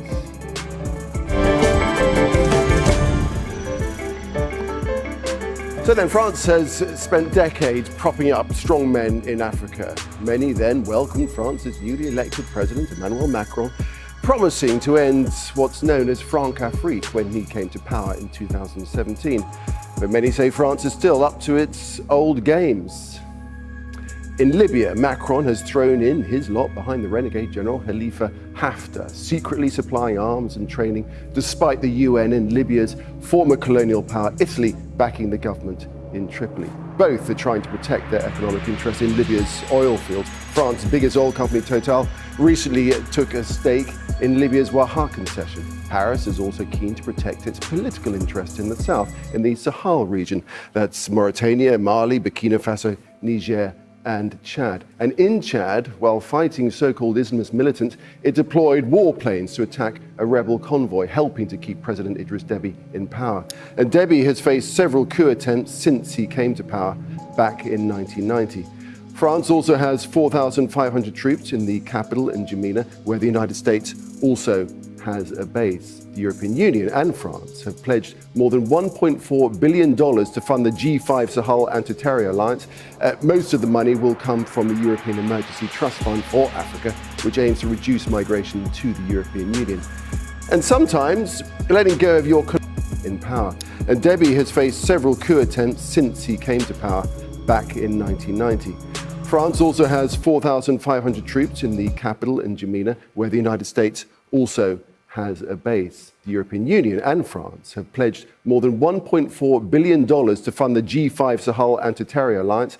Most of the money will come from the European Emergency Trust Fund for Africa, which aims to reduce migration to the European Union. And sometimes letting go of your colonial past can be difficult. Even attempts to pull out of the West African common currency, which is linked to the euro, still forces the hand of nations to hold reserves with France's central bank. Well, joining us now from London is Paul Melly. He's a consulting fellow for the Africa programme at Chatham House. Mr. Melly, welcome to the programme.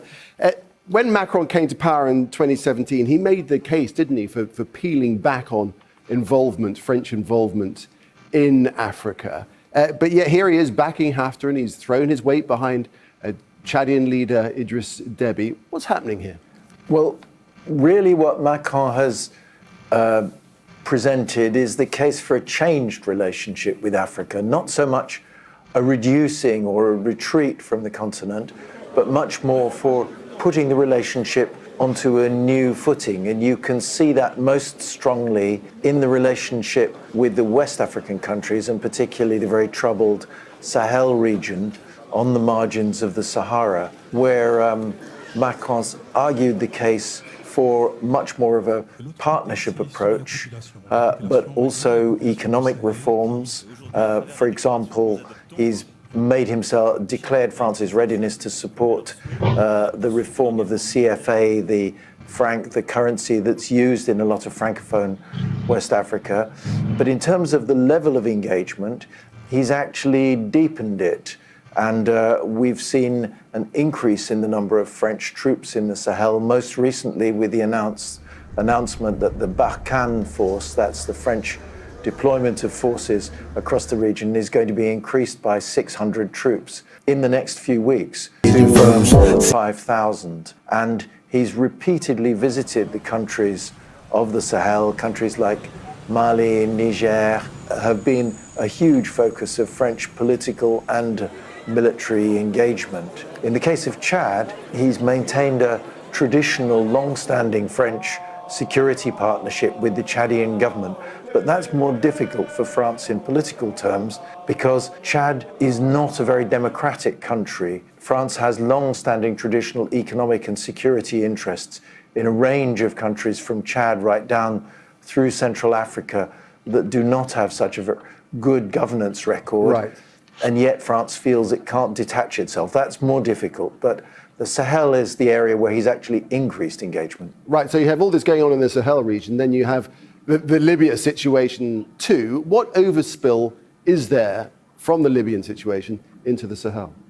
Well, there's a very direct link. Even though in traditional policy terms, Libya was treated as part of the sort of Maghreb, Middle East region, and the Sahel is treated as part of West Africa. In fact, in the Sahara, there are very close relationships between countries both north and south.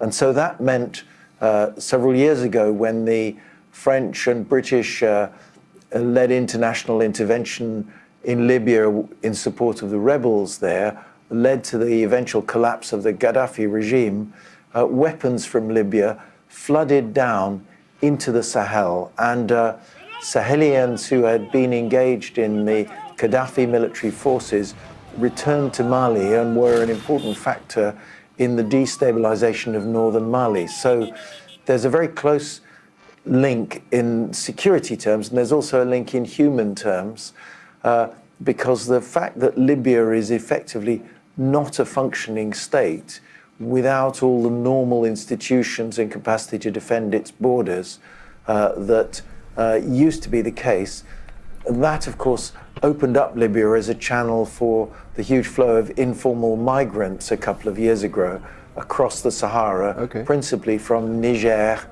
in the Sahel through to the Libyan coast. There'd always been quite a strong movement of people, but the reason that a large informal migrant flow of people seeking to reach Europe could pass through Libya was because there was in effect no effective Libyan state machine to control that frontier. Okay, let's move on to the currency. The regional currency has been the CFA franc, as you know, since 1945, backed by France. It will be renamed the ECO.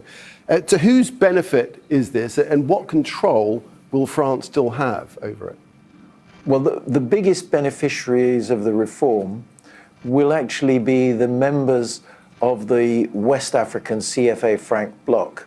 There's another bloc of CFA countries in Central Africa who are thinking about reform but haven't decided yet. But the 8 West African countries, of which most important economically are probably Cote d'Ivoire and Senegal, they will see a reduction in domestic political pressure. There'd been a lot of grassroots pressure, particularly from younger people and particularly from more radical voices in domestic politics, saying this currency linked to France still reeks of the colonial era and it's time to end it. So they will gain in political terms, those governments, because the name will take the pressure off a bit.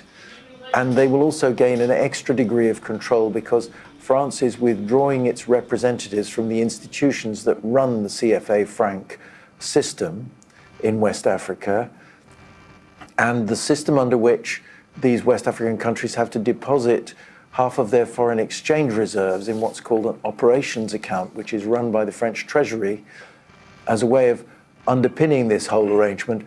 That will end. Okay, but I'm just going to jump in there because we're just running out of time, Mr. Melia. I do apologise, but I just want to ask you one final question, and briefly, if you would. Does maintaining the French connection in Africa, does it make the region more stable or unstable? On the whole, in recent years, it's tended to actually strengthen stability because the crisis with jihadism in the Sahel has been seen by West African countries generally as an existential threat to the stability and growth of the region. West Africa over the last 20, 30 years has mostly seen fairly steady economic growth despite local political problems in some countries. And that development progress risked being set back massively if, for example, Mali had been taken over by jihadist groups. But it's sometimes very difficult to manage the relationship in immediate political terms because the visible presence of French troops in West Africa is not always comfortable for local people. And in contrast to Central Africa, this is a region where the French presence hadn't really been military for the most part in the Sahel region in the decades after independence. The French were in some coastal countries like Senegal, like Cote d'Ivoire, but not in the Sahel in military terms. Paul Melly from Chatham House, thanks very much. Thank you. Well, Libya's oil production has slowed to a near halt after forces loyal to the warlord Khalifa Haftar blockaded ports and stopped pipelines. And shortages of basic goods and price hikes, well, they're expected to follow. Tony Bertley reports now from Libya's last functioning refinery in Zawiya, which is west of the capital, Tripoli. A lone tanker just offshore from the Zawiya oil refinery waiting for a shipment of crude oil that may not come for some time. Zawiya is 40 kilometres west of the capital Tripoli and is the second largest of Libya's 6 refineries. Forces loyal to warlord Khalifa Haftar have blockaded the other 5 oil ports and closed a pipeline serving Zawiya. It's gone from handling 300,000 barrels of oil a day to 0. It's proving an effective weapon, leaving Libya's oil industry on the verge of collapse. It's something the Libyan government cannot solve by itself. I think the government of Turkey, the government of Russia, the European Union, the United States come to realization that they stand by us and they stand against this military dictator who wants to control Libya.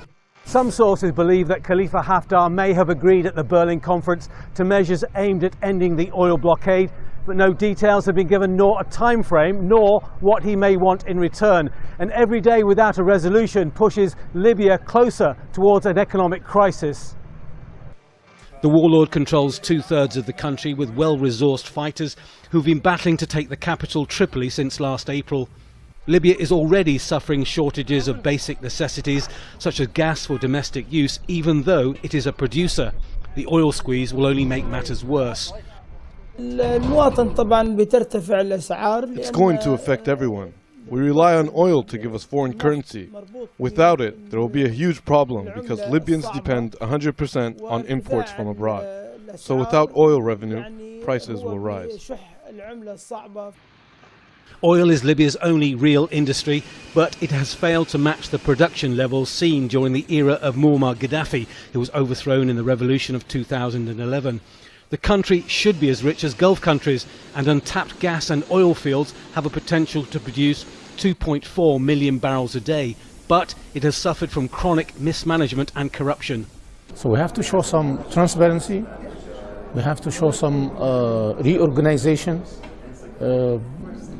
and we cannot just, deny these allegations and stop, because the world cannot really ally completely with one side. Fuel is heavily subsidized in Libya, costing around 4 US cents a litre. Unless the blockade is ended, that subsidy... I hear you saying, he says the borders must be open. The borders must be opened. Because borders are opened for white people. When there is a white person from Mozambique who can't even speak English, you welcome them. When there is a brother from Mozambique into Nelspruit, you call them names, yet you don't call white people names. There is no Mozambique here. There is no Swaziland here. There is no Lesotho here. There is no Botswana here. Zambia or Namibia. There is no Zimbabwe. There is Africa, the continent of our ancestors. We were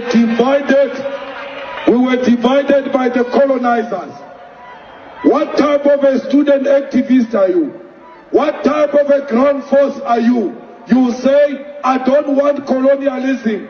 We want decolonization, yet you are supporting colonial borders in Africa. We don't want anything that looks like colonialism. We want to be one thing with our sisters in Tanzania, in Nigeria, in Egypt, in DRC, in Sudan, in South Sudan, everywhere else in Africa. We don't want passport, we don't want visa, we must move free of charge. Why? We are one thing. Yeah? Moussa Dié is taking a lot of women for himself. Papanas, I'm collapsing the borders. Go and contest him in Swaziland there. The borders must be collapsed. We are one thing. This continent is one. I am a Zimbabwean, I am a Nigerian, I am a Tanzanian, because African brothers everywhere where we are victims of racism and colonialism. They don't care whether you come from Mozambique or South Africa, you are black, they hate you. The best we can do, solidarity amongst Africans. So the name of this project is FunVax, which is the vaccine for religious fundamentalism. And you have a proposal already? The proposal has just been submitted, and I think that the data that I have shown you today would support the development of this project, and we think it has great promise.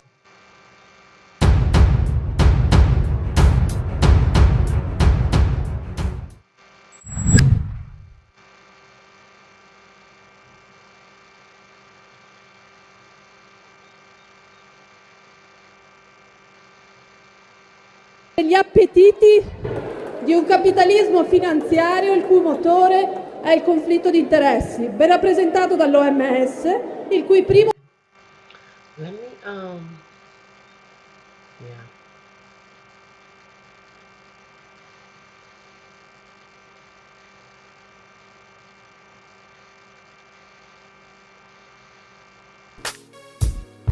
Ironically, in 2018, 40 years since Mother Teresa was conferred India's highest civilian honour, there are calls for this accolade and status to be withdrawn due to the unfortunate child peddling of Calcutta. Now here's another Italian Member of Parliament calling out the double standards and dictatorship as it relates to the coronavirus.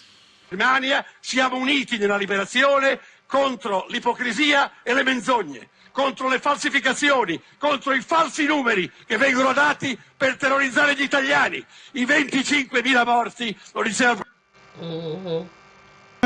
Let us hold each other's hand. Let us protect each other against colonialism. I saw a video of some police harassing a Nigerian in Santee. I want to say to my Nigerian brothers and sisters, those police do not represent us, and they do not represent the South African police services. Those police, they must be dealt with, there must be discipline. Literally meaning France and Africa melded into one term, refers to France's powerful, inseparable synergy with its former empire in the African continent. It revolves around political and economic patronage, as well as military cooperation. For decades, the doctrine allowed the French to maintain their grip on Africa, affecting its former colonies to the nucleus, while being invisible to the naked eye. I'm your host Shivan, and welcome to Caspian Report. Power doesn't corrupt. Rather, power inevitably attracts the corrupted.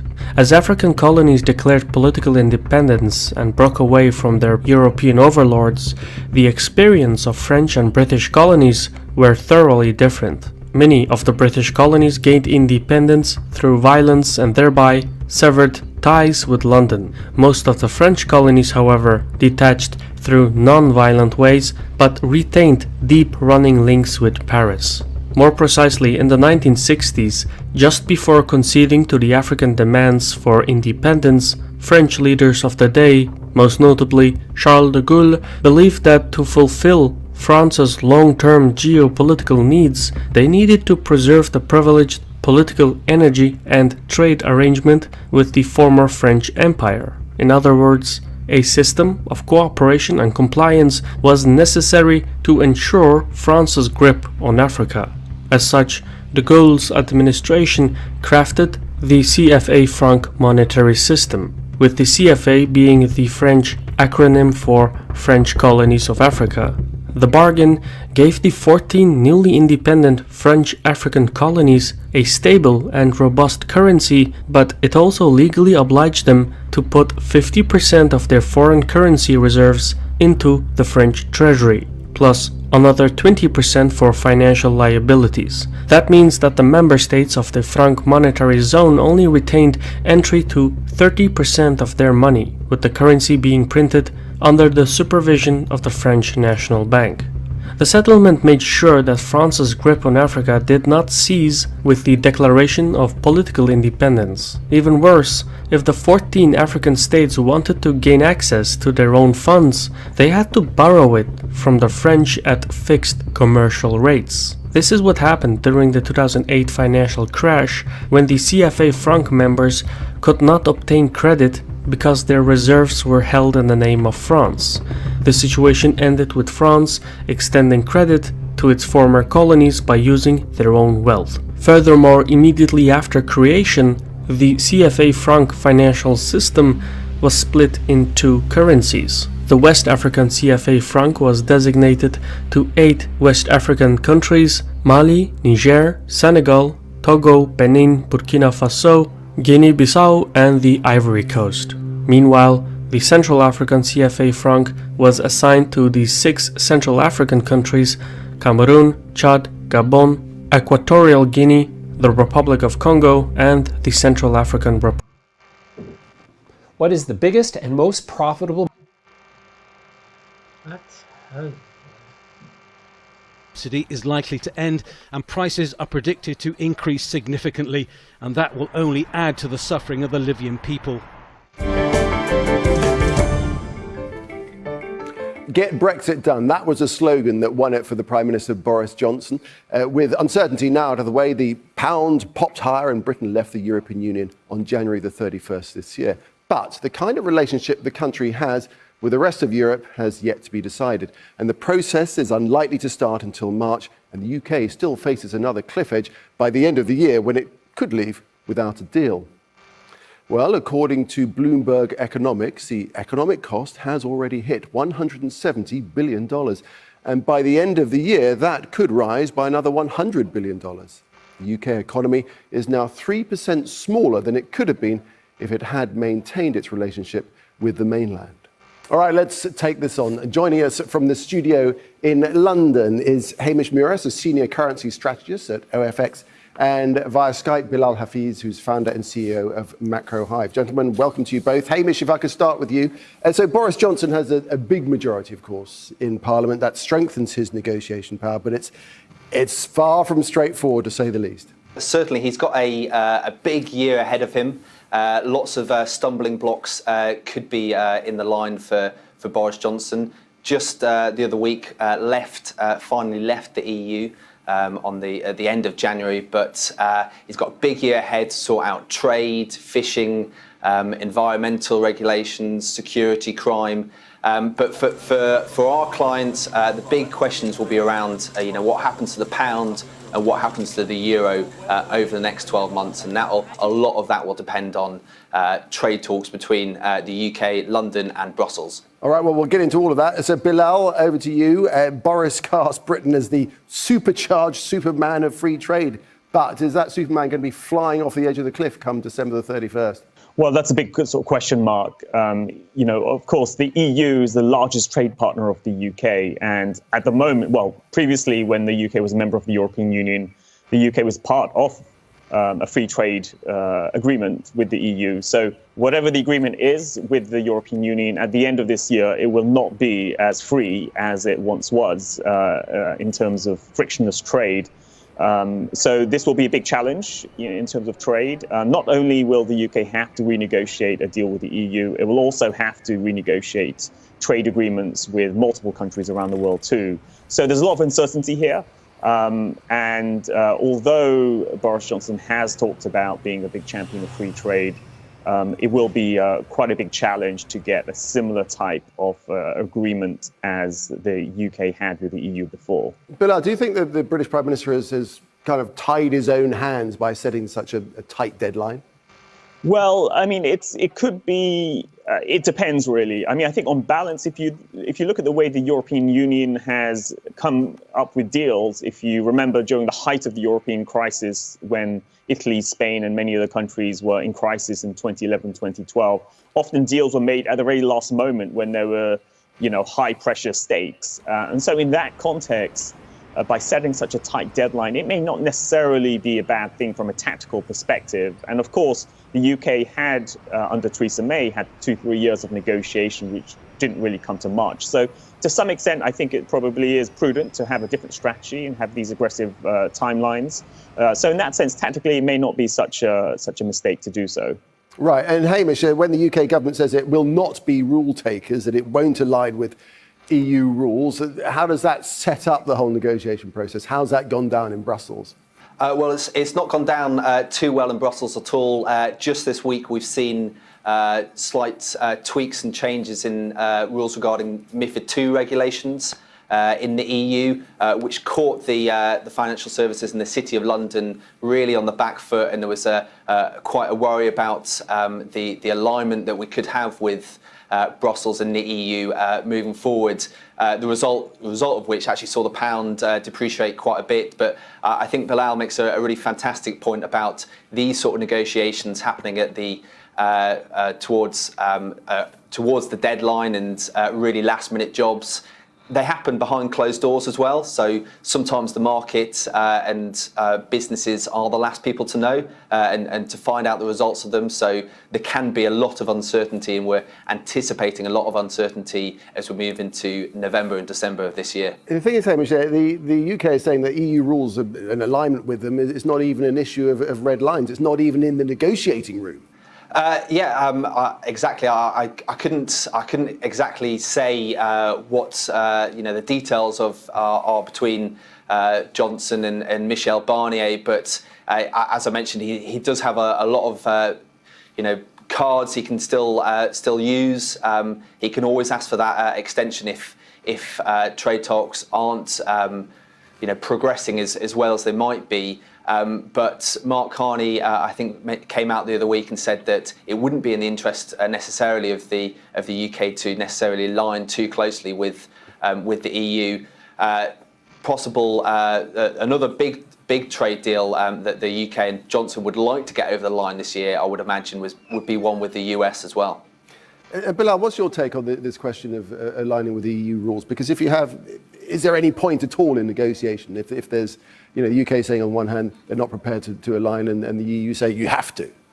Well, I think, part of this is, a negotiation, brinkmanship, where both sides set up quite extreme positions. But if you look at trade negotiations, often there is a compromise in the end. Although we have been talking about kind of a hard Brexit or a Canada deal and those sorts of references, if you look at deals between the European Union and Ukraine or European Union and Switzerland, there often is, some kind of compromise in terms of different types of sectors which have different rules. And so, one can easily come up with a trade deal where certain sectors are aligned and other sectors are not.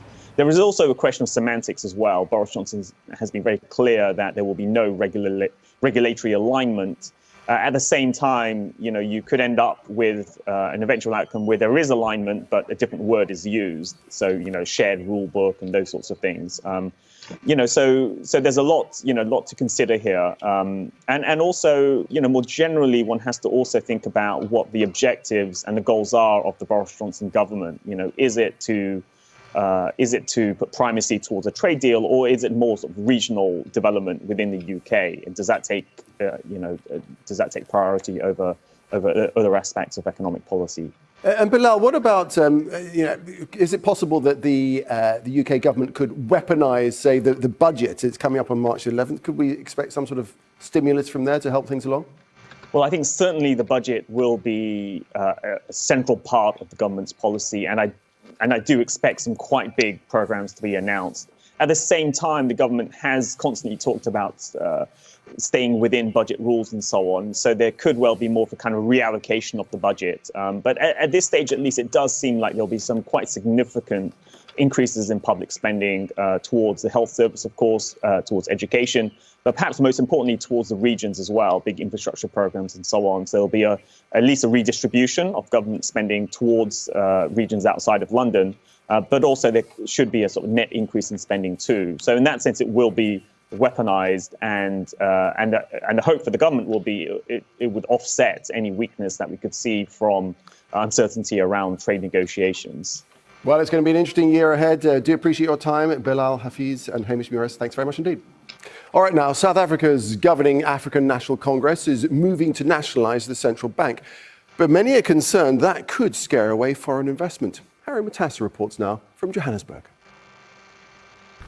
Kidiboni Mohlolo says everything is getting increasingly expensive in South Africa, and even basic goods are now a luxury. She has never had a job and has 2 boys to feed, clothe and send to school. All of them sleep in this one-room shack on the same bed. Sometimes I don't have money to buy the food, and now the school's open. I don't have to buy the kids for uniform, I'm struggling. More than 25 years since apartheid ended in South Africa, government's affirmative action plans and black economic empowerment policies have failed to stop growing inequality and poverty. Now some politicians are proposing land, the mines and the country's central bank be nationalised. Unlike most central banks in the world, South Africa's is privately owned. The ruling African National Congress insists nationalising the bank is the only way to ensure wealth is redistributed more fairly.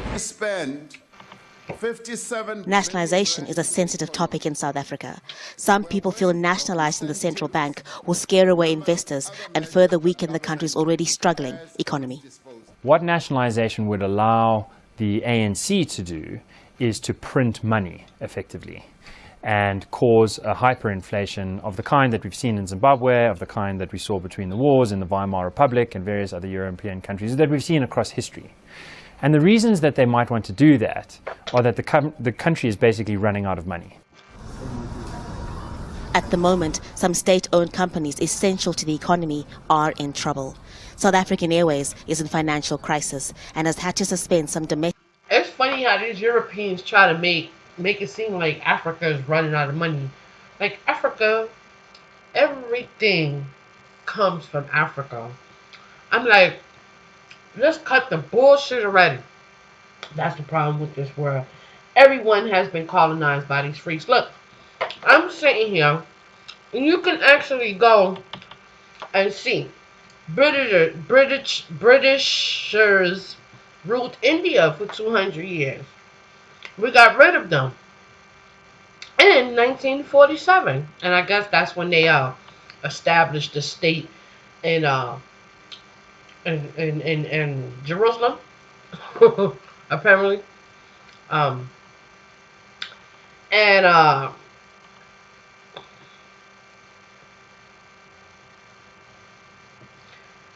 okay, so yeah, so they kicked them out of India. Let me see, for how many years was India colonized by the British? Good question. Let's see.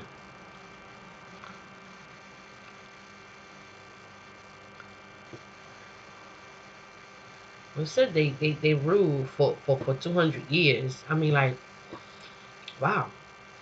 We're talking about East India Company rules 1611 to 1757. No capital established, foretold in India. 146 years. Wow.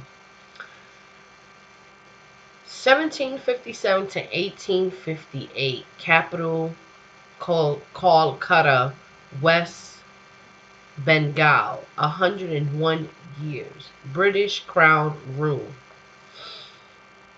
Like, how did the British colonize India? Like, I mean, so, I mean, like, we can go on and on and on and on. Why did Britain colonize India? Excuse me. I mean, like, Britain has a, you know, a history. I'm telling you, they are, you know, and to watch them collapse in the end is like, you know, these Gentiles are officially done. It is what it is. Like, so let me go back over here. I'm eating my turkey that I just took out the crock pot. How long? Okay. So what was the effect of colonization on India? Let's see. Colonization had a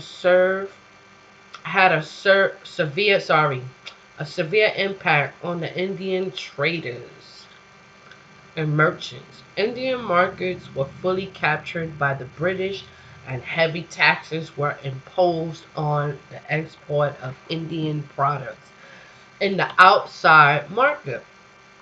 In this way, the market for Indian goods were losing. Okay. And Indian trades and merchants faced heavy losses. Okay. Is India a British colony? Good question. Technically, India is no more a British colony, but logically, most of its population still is British. Kills self-confidence of Indians in their rule. Okay. Technically, India is no more a British colony. Okay. So, but in other words, that's why they look. I'm telling you, Indian people are different. They started, I don't know, we were talking about the first. This is a whole nother side of the world, you know. Let's talk about this shit. Damn. I mean, like, that's a whole nother video for another day. You know what I mean? But we will get into that. And really deep. Because when you look at Indian people, you can see they got them Caucasians in them, boy. And they're the hairy wolves and just, ugh. And then some of them, you know.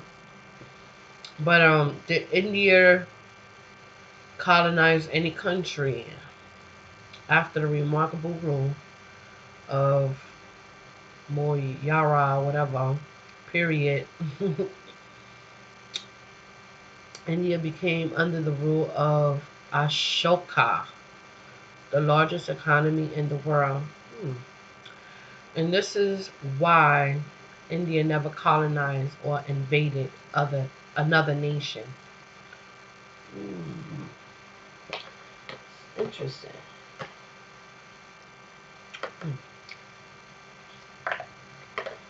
India, who colonized India first?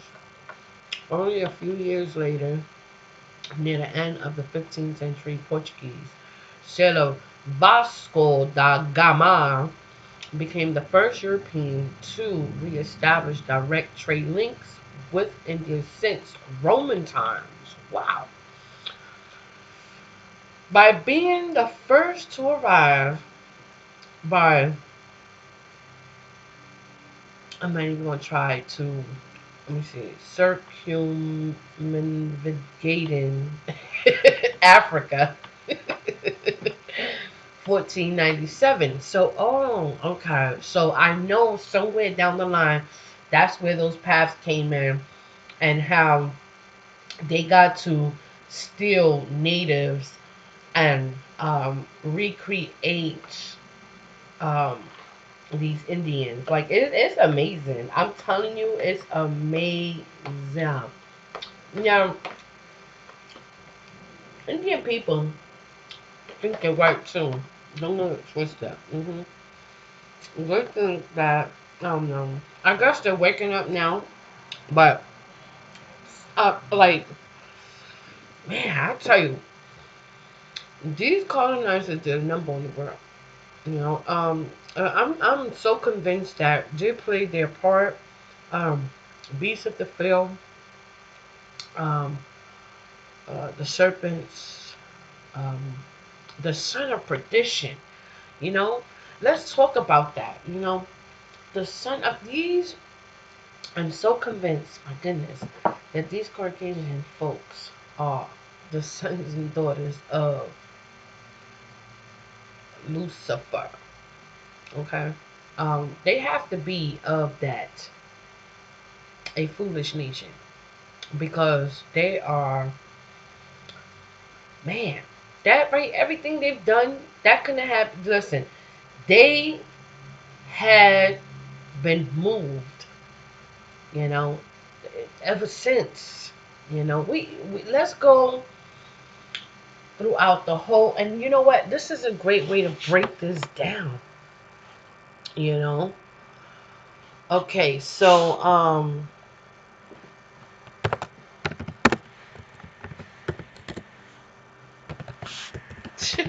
to be real. Okay, white nationalism, how Americans lost. Like, people don't understand when I see white nationalism. Do you know that all white people are gathered worldwide? You know, that's white supremacy across. That's what white nationalism for me feels like. You know, white nationalism.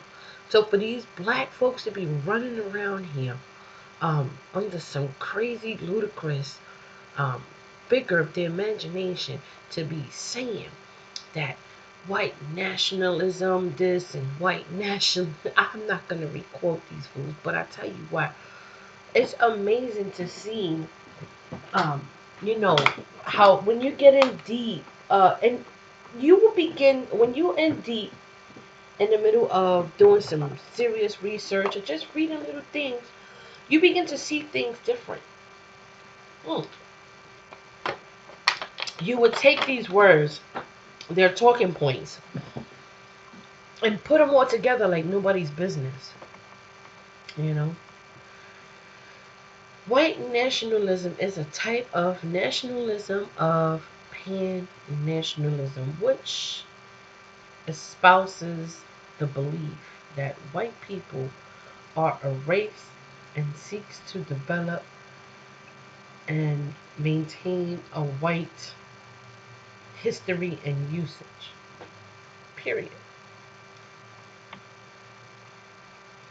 So they even have something here to even ask somebody to provoke your thought, how Americans lost their national identity, you know, and then Trump comes up.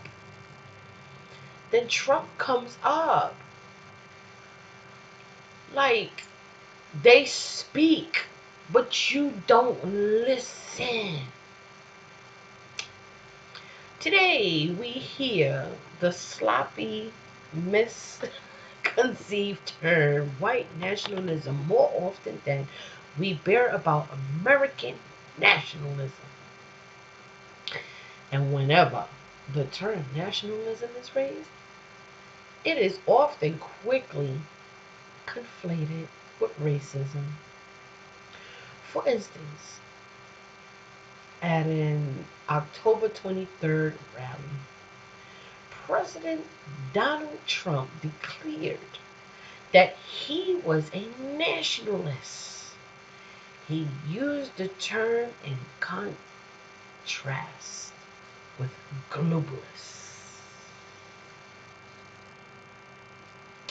who he called a person that wants the globe to do well.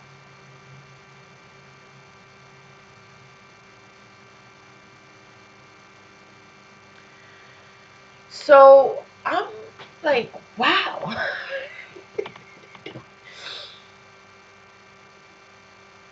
frankly not caring about the country so much, many commentators quickly deplored the president's statement as a dog whistle admission that he truly support white nationalism. Once again, suppressing legitimate debate over the value of American nationalism while inciting that racialist, radicalist, white nationalism is what we really should be talking about. Jeez. Now, when you are, when you have something on the screen and, you run across something like this, it's like, really? I mean, like, white supremacy is all in around the world, pretty much. And they knew that they had a time limit, because as soon as 400 years was up, 528 years was up, they knew that shit is way in overtime, right? And 528, man, that's a lot of time. They've done a lot of damage. Do the math, like,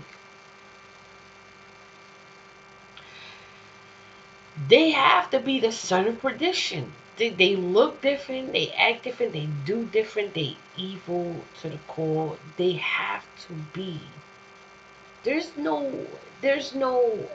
equal in this. This is a foolish nation that is not even a people.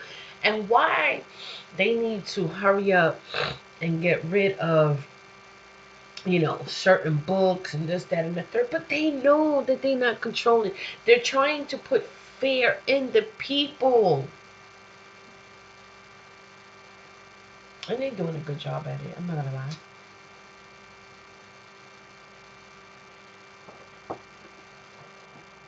They're doing a phenomenal job, and putting fear in the people's hearts, Like, whatever happened to critical thinking, man? I mean, to the point, like, everything that's happening is just literally happening, Like, there's unfortunate, there's lack of knowledge, just,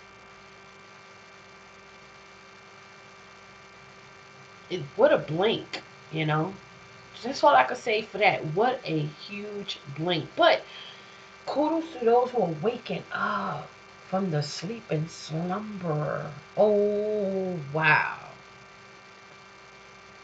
And if I can help in any kind of way, I am going to do my best as a vessel, and try to pinpoint things out, because that's what we have each other for, The white stripes. The white stripes. 7 Nation Army.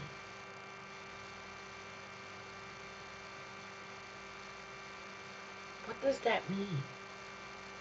Let's see what that means right here. I want to see something. The white stripes.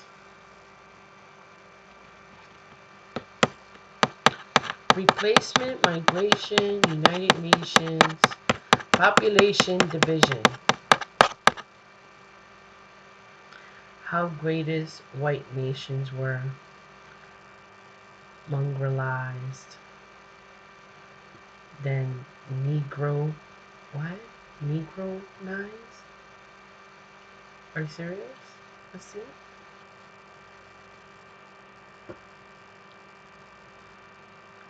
I'm telling you, I cannot make this shit up. Wow. Like, they have money. They have money out there on this, you know. Like, I cannot make this stuff up, you know.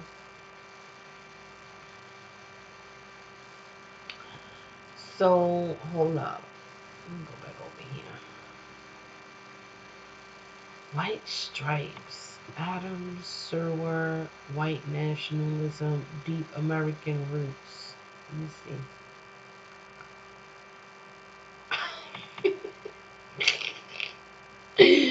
That shit goes so back. It's not even funny. Like, white nationalism, national. White is national, you know. They become, no matter where you are, they mixed in with you. That's what happened. And that was their part. That was their part, and I guess, I'm telling you, I can't sit by and watch my people get slaughtered, he posted on the social media network Gab shortly before allegedly entering the Tree of Life Synagogue in Pittsburgh on October 27th and gunning down 11 worshipers.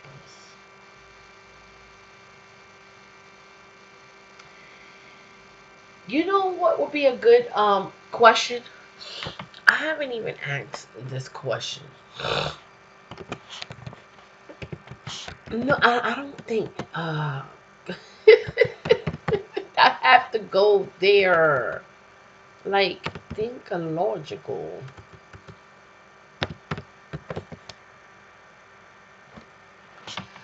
All right, and you know, over the years we have witnessed the colonization, with everyone from all these European nations, just moving into Jerusalem, they call it. Yeah,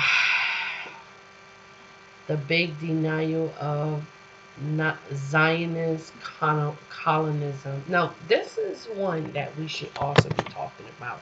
Especially, let me put this on the screen, if you will. Give me un minuto. All right. Who colonized Israel?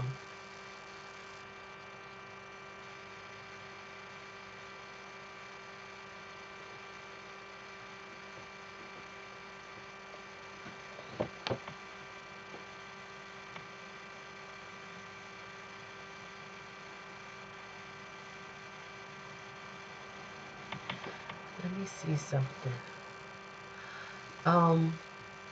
Let's play a little bit of some nice for harassing a person simply because this person is a Nigerian. It must come to an end. Some fool is going to say, but these Nigerians are committing crime. Fine. If Nigerians are committing crime, a lot of them are in Hillbrow.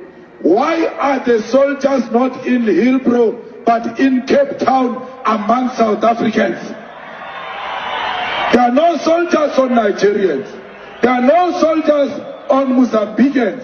There are soldiers on South Africans themselves, because crime is committed by us. We are the ones who are selling drugs to our own people. We are the ones who are beating up our own women. We are the ones who are killing each other. And then you hide behind the Nigerians. Stop being cowards. Take responsibility. Stop crime.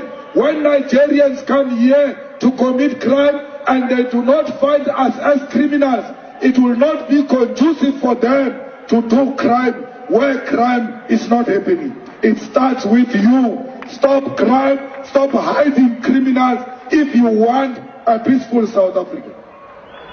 Zimbabwe, please find a solution. The economy of Zimbabwe is worrying all of us. Please find a permanent solution. Ramaphosa, we ask you to help our brothers in Zimbabwe their problem is our problem. Because when we had problem with apartheid, they received us in their country. They helped us. It is our turn to return the favor.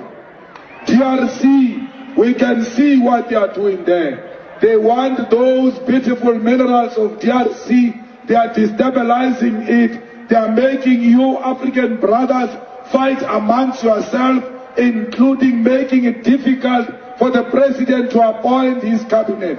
DRC, African leaders, come together. We want a stable DRC. We want a DRC that works. We want a DRC that owns its minerals. We want a DRC that will use the proceeds of those minerals to benefit the people of DRC. Sudan, there is no army that can preside over civilians. We don't have a problem with the intervention of the army. Let it not last for more than a year. We want elections in Sudan. We want civilians to choose a government of their own. South Sudan, don't be threatened by opposition. Embrace opposition. South Africa, ready yourself to go to South Sudan. Let us go and help them to build that new country.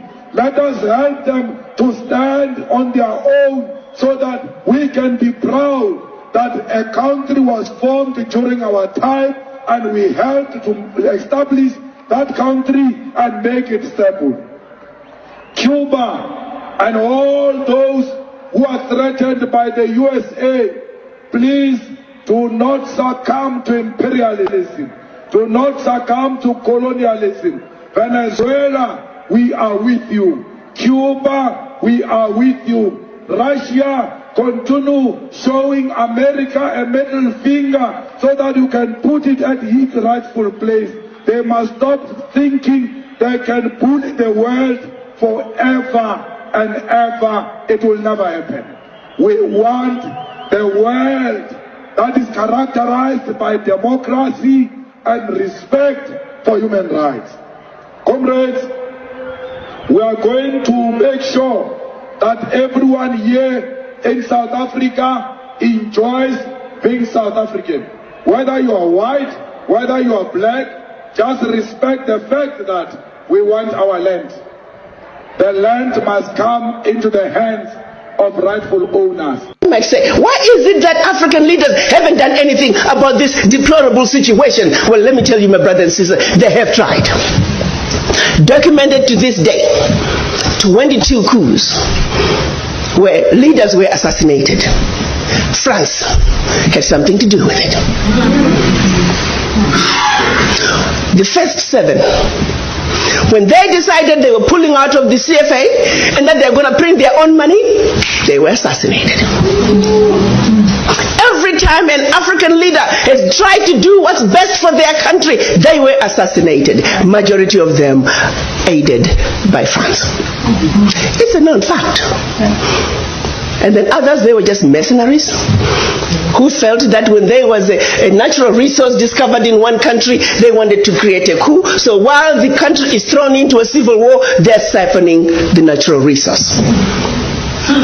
We know of one particular story that had we not known about it, it would have been, oh, there we go again, the Africans. In about 25 years ago, a group of young, rich white kids were having fun in Cape Town. They found out that there was oil in Equatorial Guinea that just been discovered and they wanted it. So they set out a plan to have a coup in Equatorial Guinea. So while the Guineans are busy fighting a civil war, they will be siphoning the oil. But they made one mistake. There were 2 planes. One was to leave South Africa, stop in Zimbabwe, pick up more ammunition on their way to hunt in Equatorial Guinea. Another plane was taking off in the Caribbean that had this puppet diaspora who was supposed to be the next president. Mugabe wondered why such young people needed such powerful ammunition to go hunt in Equatorial Guinea. In doing his research further, he found out that this was a coup in the making. He allowed them to land in Zimbabwe. They loaded their plane, and just before takeoff, they were all arrested.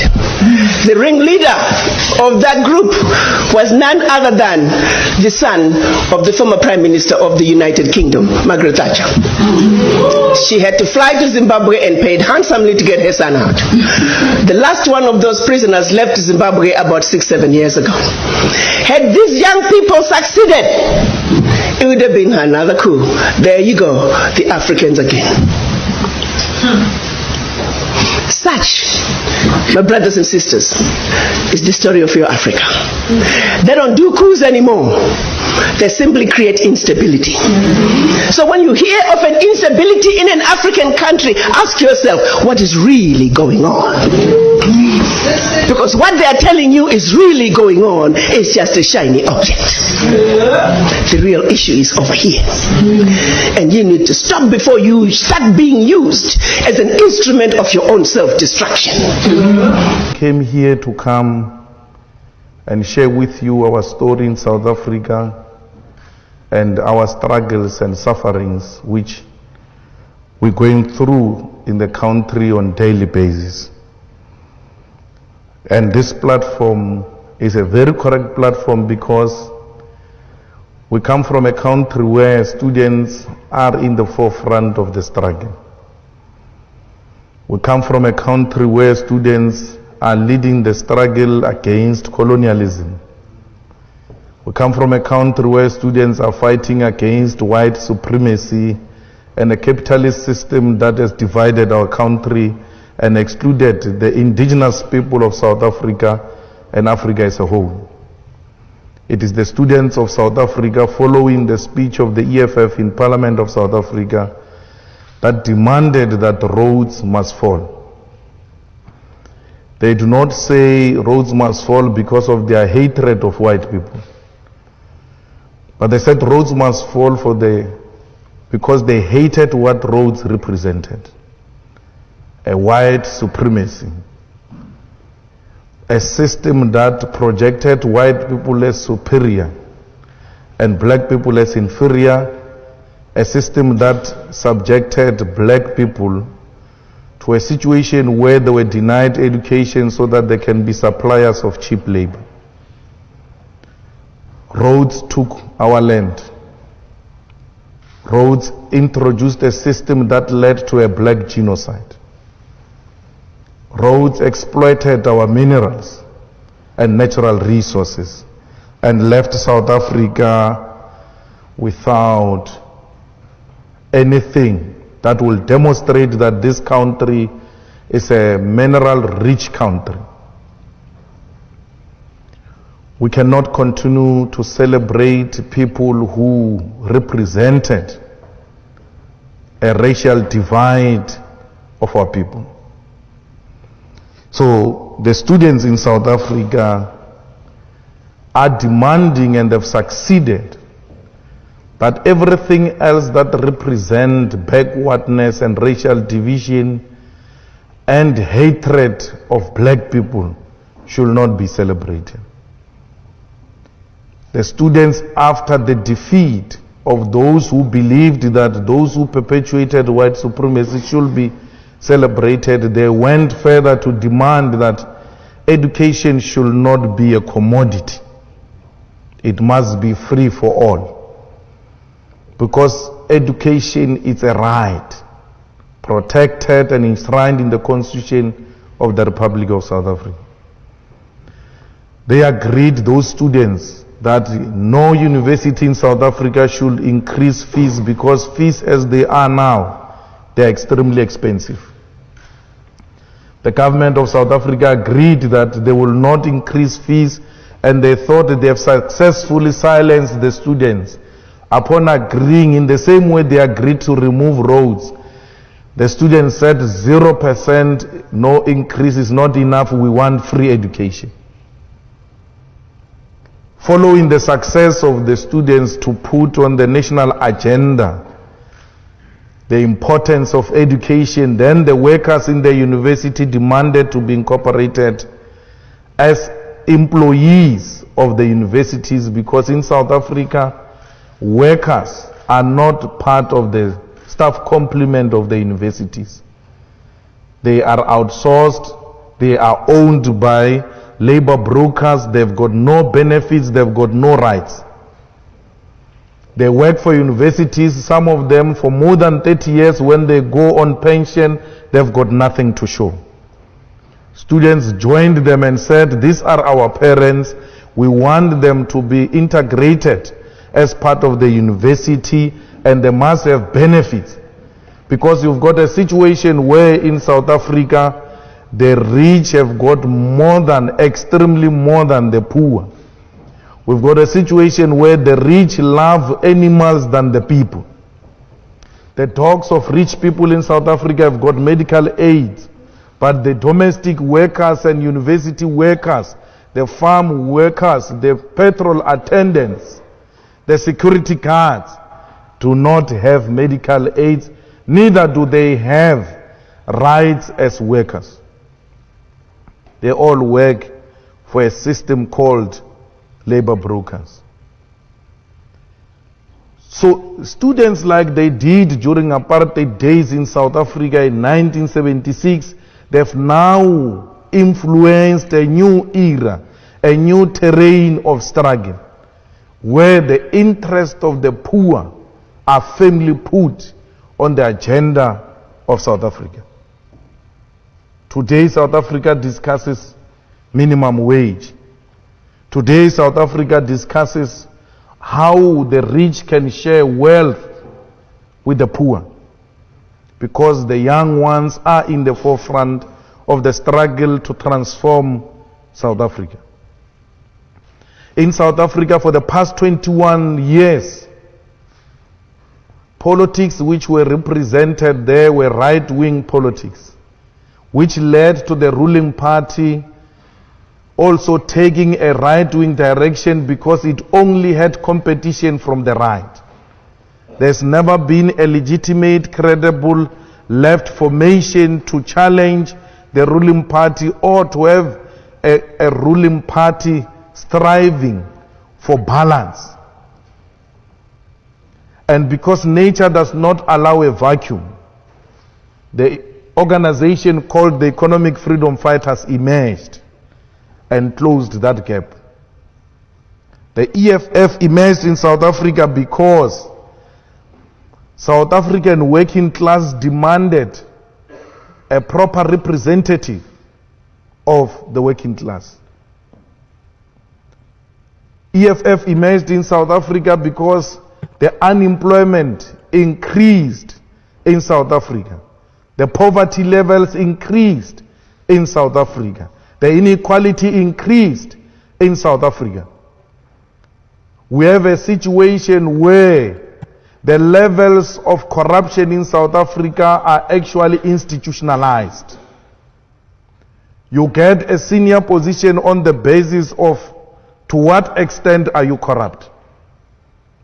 If you are anti-corruption, you never get a promotion, because the state favors those who are corrupt.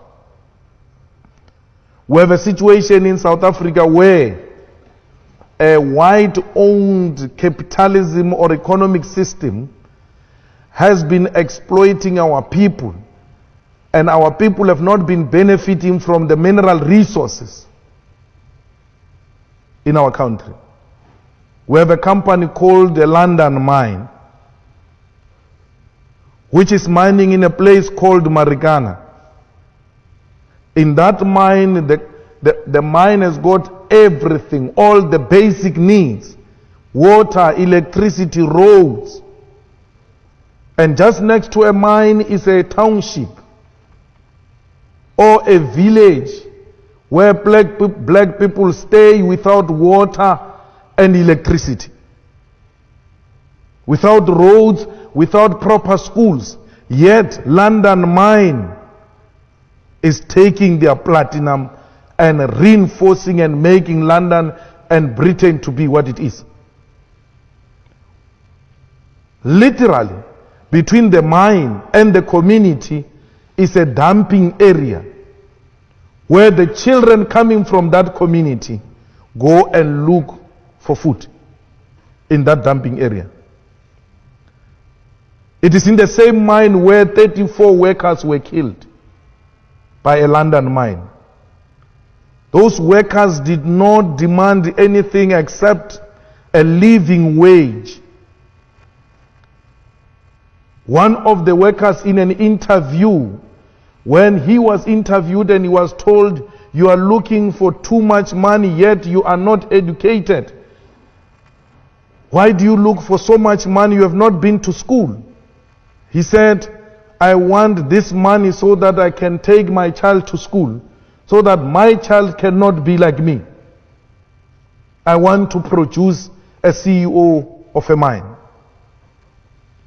They were fighting to have roof over.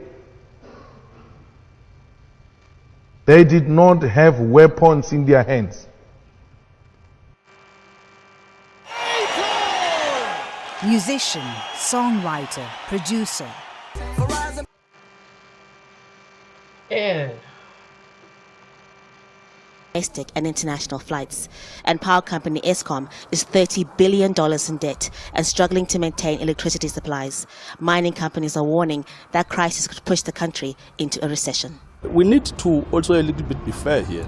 Not everything in this country is dysfunctional. And we can pinpoint to the reasons why these dysfunctional things have actually imploded and collapsed. We do have a problem of corruption. We do have that. And the only way to deal with corruption is not to say that the state should never own anything. It's to sort out corruption. Corruption is not a South African phenomenon, it's a global phenomenon. President Cyril Ramaphosa is under pressure to revive investor confidence and boost economic growth. But he has to balance two sides, those who favor encouraging the growth of private businesses and many politicians in the ruling ANC party who are calling for more black economic empowerment policies, including taking land for redistribution without compensating the owners. And with that, that is our show for this week. If you'd like to comment on anything that you've seen,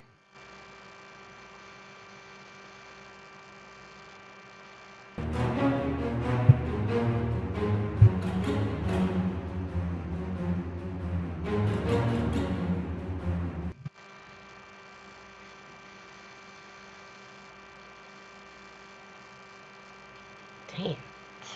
Period.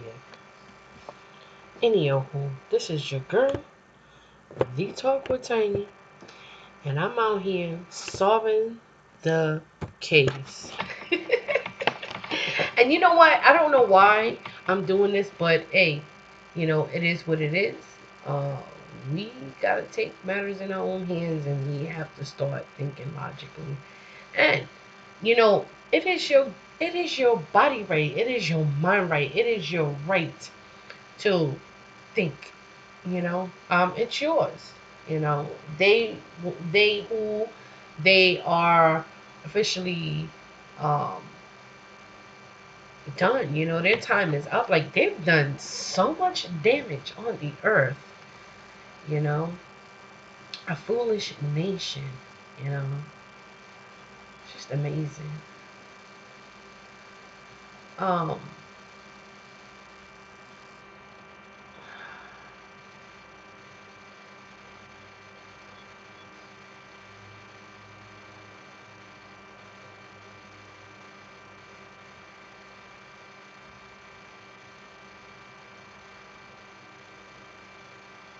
And it's just amazing how they just summons this all down, you know.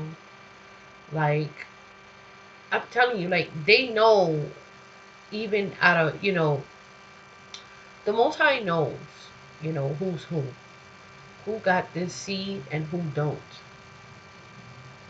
Part is, they don't. That's why they need to scatter through everything and just start, you know, dismantling, you know, body parts and, you know, the hungry, the foul beasts of the field that they are. They just can't get enough of, you know, they wrung the rags for what it was. And right now we are beyond a peak, okay? So what is African descent? Okay. And you know something, let me go ahead and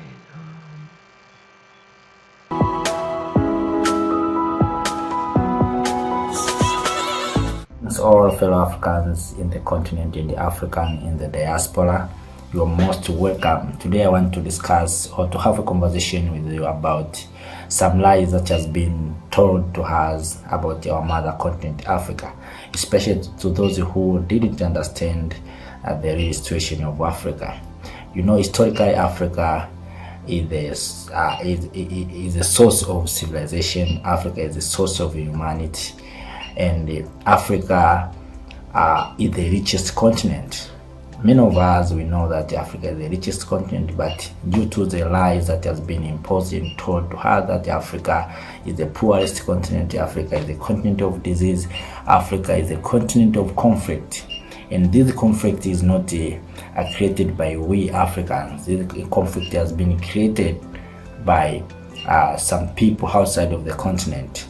But they tell us all these lies about Africa to make sure that they can control us Africans, they can control our natural resources, they can control our economy. That's why till today Africa, even our politics has been controlled by outside. Many constitutions of Africa is not created by Africans. Those constitutions has been created maybe Europe or America, or is a copy and paste of somewhere outside of the continent. But all in all these has been there to make sure that Africa or the children of Africa will never control these natural resources that has been found in our continent. And we as Africa will never benefit. Let me ask you, fellow Africans, who removed Muammar Gaddafi of Libya from the power? It's not the Africans. Who removed and assassinate Patrice Emery Lumumba of Congo? It's not the Africans. So if we realize all these things, that Africans, we are civilized Africa, we have a democracy, but all these things that is going on is not created by we Africans. And look at these companies that operate in Africa. Many of them, they didn't pay taxes, but they can tell you Africa is a corrupt continent. There's a lot of corruption people in Africa. But who give the bribe to our leaders? Those who told us that Africa is a corrupt continent. And this make people who are in diaspora, especially those who have been based outside, black people, African diaspora who are in America or Europe, think that Africa is not a good place for investment. They have a lot of money, they have a lot of technology, but they cannot come back to Africa and make investment. And even those who are in the continent, look at many young people are running away because they have created some environment to make sure that Africa and her children will never love her continent. That's why we have seen many people who acquired and who have got some money. They cannot keep money here in Africa. They keep money in Europe, Switzerland, and somewhere else. Even treatment we have seen. We don't believe in ourselves because we have told that Africa, we cannot achieve anything. We cannot do anything because Africa is poor. We have a poor infrastructure. And all these are being created to make sure that Africa, we cannot succeed, to make sure if they will succeed and they control our natural resources. There are some countries, especially those who are in the outside of this Western and the Asian country, will never be the same again. They will be poor. But they are rich because they still continue to exploit Africa. And they will tell you the lies. Even you got a good leaders, they will tell you that this is not a good leader. Look at the countries such as China. No one is talking about China democracy. No one is talking about the countries such as Turkey. Because all those countries are so strong. And we Africans, if we become strong, no one will tell us about democracy. No one will tell you about you are so poor. No one will tell you that Africa, maybe you are the continent of disease, because at that time Africa will be will be able to will be able to treat her people. Africa will be able to feed her people. Africa will be able to resolve their conflict, and Africa will be able to solve her problem. But today, and I was wondering when I was listening some TV station watching that the conflict of Libya is going to be resolved in Germany. This is an amazing thing. Why? I don't believe that Africa cannot solve the problem of Libya. I don't know. I don't believe that Africa cannot solve the problem of Congo. Africa cannot solve the problem of South Sudan. That's not true. We can solve our problem. We can come together as Africa, sitting in a single table and negotiate where we have made mistakes and how we can correct those mistakes. It is possible, but when these people, those Western people, they see Africa is going to unite, they come up with another agenda. Now we have the agenda of 2063. I don't know if we will achieve this agenda, but I beg maybe one day who will be there to make sure that Africa, we are uniting. And how can we unite while we have a lot of debts? And we have a debt from different countries. There are some people who have taken debts from loans from IMF. There are some countries who have taken the loan from China. So how can we achieve these agendas while we have a lot of debts? And these debts creates us poor and inferior. You cannot talk strong if someone have a debt with you. So all of these are created to make sure that Africa, we are always defeated. But all in all, fellow Africans, those who have a position, go and read the real history, understand our real situation, how Africa is it. Africa is a good place for investment. Africa is a good place to live. Africa, we can feed the entire world. We have an horrible land for agriculture. We have a lot of river. For instance, Africa, we have River Nile, River Zambezi, River Ruvuma, River Rufiji, River Orange, River Congo, River Niger. All these are big rivers with a lot of water. We can conduct irrigation, agriculture, horticulture. We can conduct fishing. That is the terms of all rivers. Look at some lakes. We have big lakes in Africa, like Lake Victoria, like Lake Nyasa, like Lake Tanganyika, Lake Kyoga, Lake Turkana, a lot of lakes. But still Africa, we are importing fish. They tell us your fish is not good. They tell you that Africa, you cannot maybe conduct agricultural activities. Maybe you are going to affect the environment. But they are giving you the aid of food. They are giving you plastic rice. They will give you they will encourage you to import fish from somewhere, eggs, while here in Africa, our hen always laying the eggs. But we are still told that maybe these eggs from Romania or from somewhere else is good for health. Look at in terms of chocolates. The cocoa is produced in Ghana and Ivory Coast, but all of these countries cannot produce chocolate. All chocolates are coming from outside of the continent, while all the materials are found here. Why do those who are in the diaspora or in the African continent collaborate to invest in an industry for making chocolate? Because many Africans, we love chocolates. Why we cannot do so? because our mind has been conquered and we have told that we Africans cannot do anything, and we believe that. So let us change our mindsets, let us change and believe in ourselves. Let us come together, we as Africans, to do something that make Africa moving forward. Let us make something happen. We talk for too long because we have sharing this information to understand the real situation, but let us come into the table and decide, maybe let us invest in industrialization or invest in agriculture. If we invest in agriculture, there's no one who will die with the hunger.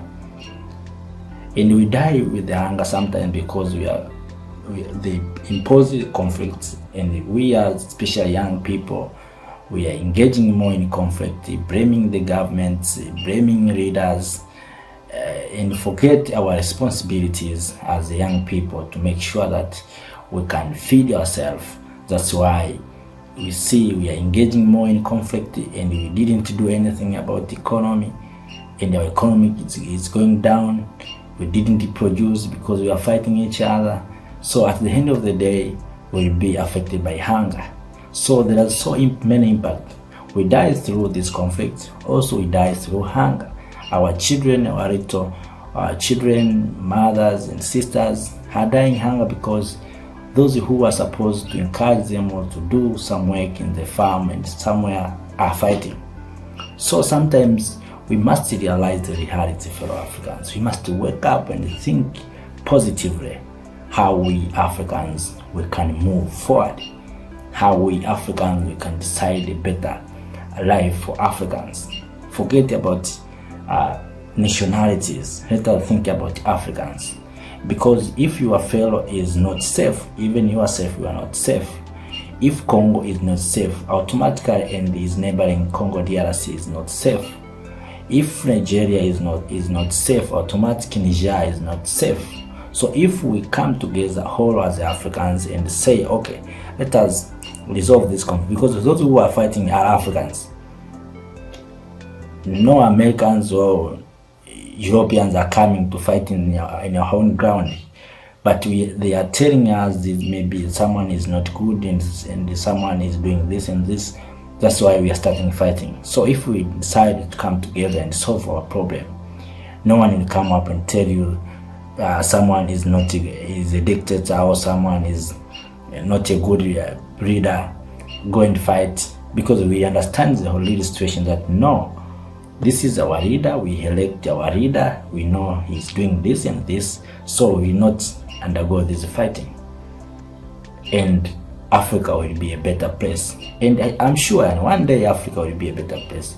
Maybe it will happen in our lifetime, or will not happen in our lifetime, maybe to the next generation, but I'm sure one day the world will understand the truth and the reality of Africans. And let us, those who have chance to educate people, educate them very clear and very in a good manner that they will understand the real situation. We have forget our history. Remember, Africa, we have been enslaved for 40 years, 400 years enslaving. So Africa, for too long, we have been undermined. But we forget, we didn't understand. Maybe sometimes our education system make us to forget where we are coming from and to forget our history and what we want to achieve. That's the problem. But if we, all of us really understand our needs and what we are going to achieve as Africans, I'm sure Africa will be a better place. And Africa is better place in our hands. If you decide Africa is a better place, it will happen.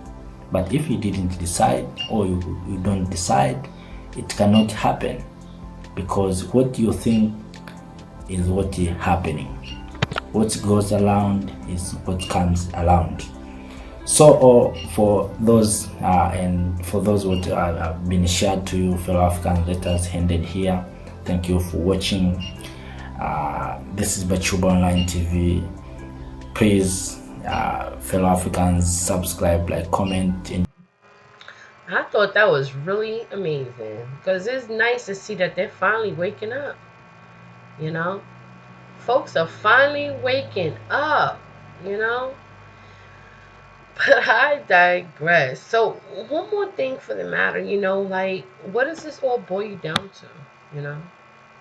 Like, how lost can we be, you know, from being colonized, and colonization has taken a great toll on the world. Because, as we can see, been given into the hands of the wicked. And this is proof over and over and over and over again. So, as the world sees it, you know, feeding the beasts, you know, just building this, you know, up, you know, and being an instrument of your own destruction. Here we go, you know. Who colonized Israel? Okay, is what we need to overstand here. Okay, just so you know. Who colonized Palestine? Okay, yeah. So for those of you who are, like, you know, claiming some illusion, you know, if you follow the money, well, not only the money, but also the yoke, you know, that has been around for a very long time. You know, they preach this. They preach it, you know.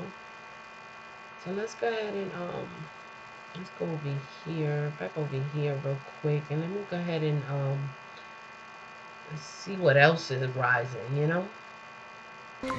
Google's premium video meetings, now free.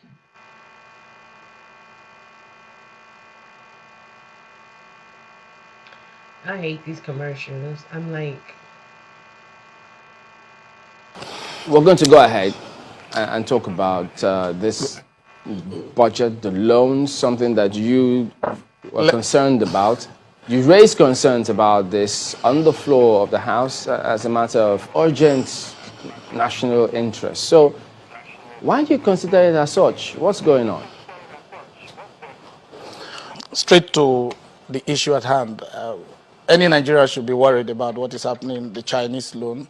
The Chinese are taking over critical infrastructure from other parts of Africa. But looking at the countries that are taking over, I think Nigeria is too blessed to fall into that category. And these loans are shrouded in secrecy, a lot of opaqueness in the loan. And our people, our constituents are asking us what is happening, what is Nigeria doing about these loans? Why is it that a Bureau for Public Procurement is being sidelined? Why is the Federal Executive Council taking over the role of those agencies? So they're asking us, and we as legislators have to ask the executive and the necessary office that are involved in this so that Nigerians can be clear what we're doing. And if we see that there's any upper cut in it, we should take a decision so that we don't fall like other countries that are at the verge of losing their critical infrastructures. There's quite a list of loans that Nigeria has taken from China's Exim Bank over the years, from like year 2000, just as you're aware.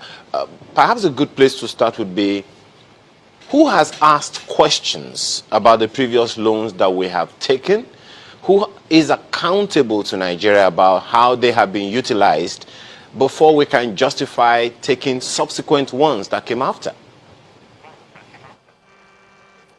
Yes, that's why we are asking this. First, we've taken about 17 loans so far, starting from 2000, and presently we are about 47 billion indebted to the China Exim Bank.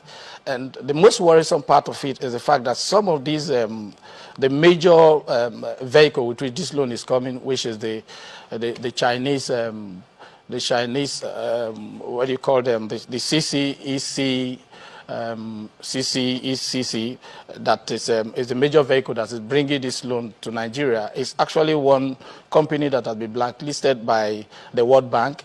The Paris Club is crying that the Chinese loans are not Paris Club compliant. IMF is crying that they are not Paris Club compliant. And if you look at the loans that we have taken so far, one, we cannot justify what we're using them for. These people, they give us their bill of quantity, they give us price, they hold the money, they bring their Chinese people to work in Nigeria. So we are losing on all front. I cannot sit here and tell you exactly which of these infrastructures have been religiously constructed or completed, and loans are supposed to be project dependent, and these infrastructures, are they really paying for the loan? The one that we've taken, what is the prudence that we can find in it? How far have we been able to use it? Can we really sit down and say that we are getting value for money? Today we have about 64,500 Chinese personnel working in Nigeria under this loan. They discuss this loan. The Bureau for Public Procurement does not know anything about this loan. These people are not, they don't tender for this project, which is an aberration, an infraction in the laws of the land. So that is why Nigerians are crying out, and as legislators, we're looking at it. Let us see what they have done with the work we've collected and why we should collect more. Committees of the House of Representatives since the year 2000, which you are talking about, until the present. And just as you said, some of these loans, well, all of them, are supposed to be project specific. Now, to each of these projects, there is the power sector, there is the rail sector, there is the transport sector, and all of that. What has the members, the committees responsible for supervising or performing oversight functions on the relevant agencies or sectors that the loans are supposed to be servicing? What have those committees done over the years, and is there any plan to probe how far those loans have worked so far before we can talk about, other renegotiation? Well, for one, the National Assembly is kept in the dark in all these loans. The National Assembly is not part of it. I just told you that even the Bureau for Public Procurement is not aware of this loan. These loans are collected. The Chinese, through the China Civil Engineering Construction Corporation, which is CCECC, they bring a bill. The federal executive approved the bill. Nobody looks into the bill. Nobody says if these projects are overpriced. But from what we have seen from other countries, the Chinese loans are overpriced. And these people are very corrupt. This is an administration that came into office with one serious agenda about corruption, anti-corruption. And I believe that corruption is actually fueled by contracts. And if these people, Chinese, can just come to Nigeria, give us a bill, and we go, and some of these agreements are actually signed, they come in Chinese language. I am very sure that our people don't even know it. In railway alone, we've taken 17 billion in the course of this present administration. And like you said, what have the House committees been doing? The best time to start an issue is now. That something has not been done over the years because the National Assembly is being kept in the dark. They don't know what is happening. They are not brought into it. We just appropriate. This year, this budget of 2020, we're talking about over 2 trillion naira appropriated for debt servicing. And we appropriate, and we don't know how this money is being spent. So that is why we have come for once. Let us look into what's been happening from 2002. So far, we are about 47 billion in about 22 critical infrastructure, power, transport, ICT, agriculture, and so many other critical infrastructure. We don't want to. What we're doing today is to agree that whatever has been done in the past that is not correct need to be corrected, because we are here today. Tomorrow we will leave. Our children unborn, they are going to ask us if care is not taken and our airport is taken over, our railway is taken over, our energy, the power sector is taken over by Chinese company. They are going to ask us, you were there as a member of the House of Representatives, you were a legislator, what did you do? Like you're asking, that nothing has been done over the time since 2002. But here we have started. The necessary committees have been given the mandate, and I'm sure in a very short while we'll come out to know what we have benefited from these loans that have been collected. If there's nothing we have done, if it's established that there's corruption, that there's any act of corruption, because the agreements are opaque. Nobody knows what is happening. The National Assembly does not know about. And when I look at this map, I'm like, damn, you know, like, imagine the whole world look like Chinese in all colors. Like, is that going to be? I'm just saying though, like, dang. Like, my goodness. And another beast rose from the sea, and its name was China. You know? Like, are you serious? I'm like, you know, thinking logically right now. Like, and this is just simple, basic. You don't even gotta be a historian to be obsessed with this type of information, but it's good to just kind of like, you know, I mean, like, it's at the tip of your fingers. I mean, like, we're wasting time, and I'm having a good time because it never ends, you know. I mean, like, thinking of the whole world, how it all started, how does everybody connect, how is it all conjunct, like, think about the colonization of it all, you know, and all the different beasts of the field, you know, and all the beasts is rising, you know, is what, you know, brought this amazing, you know, the Chinese Diaspora Academy for Cultural, wow, okay. Which country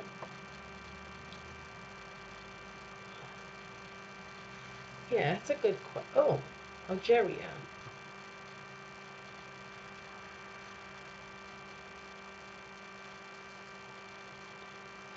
And on that side, there's a lot of just diaspora. That is a huge another episode going on. It's like I just can't get it. Like I that just never sits right in me. When you know you get a lot of, anyway, I digress. So, will Africa ever be rich? And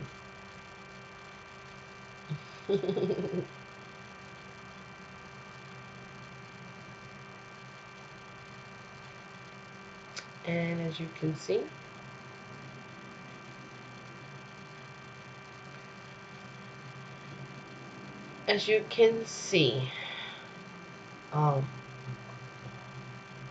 this is so fun, you know. Who found Africa? Portuguese explorer Prince Henry, known as the Navigator, was the first European to, okay, route to the Indies. So it'd be like little words like that. Then you have the Wikipedia, you know, who first colonized Africa in the 19th centuries. So as you can see, you know, everyone had their fun, man, and it's just a new beast. It is what it is, you know, and this is serious stuff right here, you know, that I never in my life, you know, even, you know, hear anyone make it seem like, I mean, all it requires is time, but following the money, you know, can lead you to some shit, you know. And as you can see, it always turns back to colonization, you know. Right now, it looks like, you know, the cycle has come, you know, and the next beast is already on the rise. As you can see, you know, the United States owe China so much money, okay? 3.8 million Americans of Chinese descent, and not to mention that Chinese people, they intend to have given birth in America, and they go back to China to raise their children, and when they're done, they come back to the United States as whatever they were, trained to be, and they all Chinese people are communists. So to be communist is, you're gonna be drafted into the army if you're a male, automatically, and at some point, I can't really say how China is. I know that they all have the mind of money. They all scattered through Africa right now. And they are looking real scandalous, to talk about Chinese people right now, to see what they are doing. China been doing the most, China been, if you hear how other countries are talking about China right now, so China is, like all these beasts are being exposed for what it is. Everyone is finally waking up, and these, last moments. But I don't, I hope that they're waking up and they're doing simple research as such. It's just, a little bit of time, but when you go through it, and why did the Chinese leave China? That's a good question. Chinese immigrants first flocked to the United States in the 1850s, eager to escape the economic chaos in China and to try their luck at the California gold rush when the gold rush ended. Chinese Americans were considered cheap labor. Damn. That's crazy. And then, which U.S. city has the most? Yep, I would have to say New York City, New Jersey, Los Angeles, the sanctuary cities, San Francisco. Yeah, definitely. Yep. And that's why they all up in Africa. Africa, California. China been took that shit. Like, they were doing the most with that shit. They had Huawei up in that shit a long time ago. They burning down shit. Like, it all makes sense right now, It's a war going on within the elites, within itself. The devil is divided within itself. And to see that is crazy, to see all these things come to, unfold, and you gotta know history to understand this information. See, like right now, everything that even this little type of information that's up on the screen, to see where the roots came from and here and there, and how it's just a big old trend, a big old maze. Before you know it, the whole world's been colonized. People just don't understand how and who, because they so caught up in the propaganda that has been flooded like I'm telling you, like a rush to overtake their minds, and people are walking zombies. People are literally just going with the flow to the last straw. I guess that tackles humanity kind, right? So they say, quote, humanity kind, right? They I have to tell you, but they will, call different names and specify different, they want everybody to be human when it's convenient. When I say that, I'm not going to talk about white folks, because when you think about that, they want you to be, loving. They want you to love your enemy. You are trained to love your enemy. So let me tell you what came out of all that, of all of these things, when it came to whitewashing and brainwashing and, just playing with the lives of many and just creating one big old illusion on the face of the earth, you know. Um,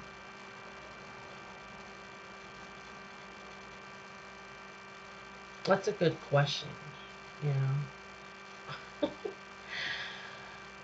What African country with the largest white population of European descent, both numerically and proportionally, it would have to be South Africa. Wow.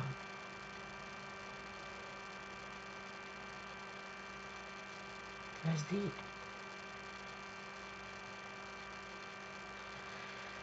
And it's like watching China grow.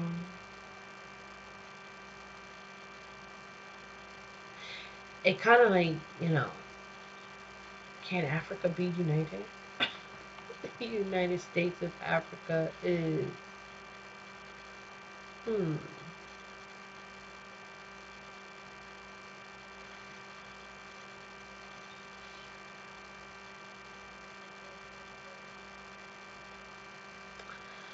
So, I mean, it is totally up to folks, at this point to wake up and, think logically, you know. And they'll put these questions, to provoke your thought. But that's something we should be asking, how can, then this is how it all, began, This is how such an amazing, rich continent, can be so manipulated at its best, And it's sad because this is the propaganda for you. Amazingly,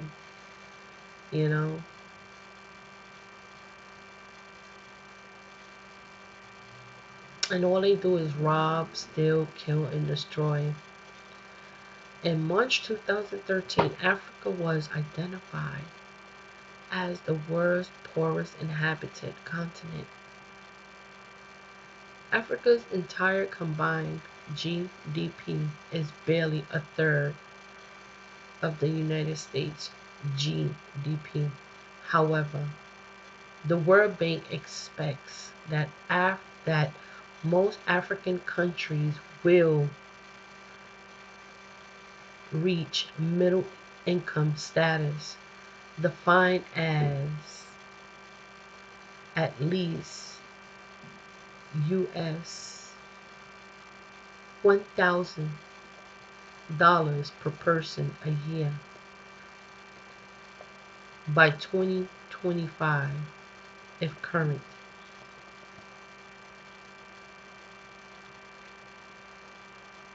That's crazy. And that, my friends, is subliminal because when you think about it, these stimulus checks are what, $1,200 in America? I don't know where that came from, but what percentage of Africa is in poverty? Let's see. The average of poverty rate for sub-Saharan Africa stands at about 41%, and of the world's 28 poorest countries, 27 are in sub-Saharan Africa, all with a poverty rate about 30%. Is Africa the oldest continent? Africa is considered by most, I'm not even going to try to say that word right now, to be the oldest inhabited territory on Earth, with the human species originating from the continent during the mid-20th century. Okay.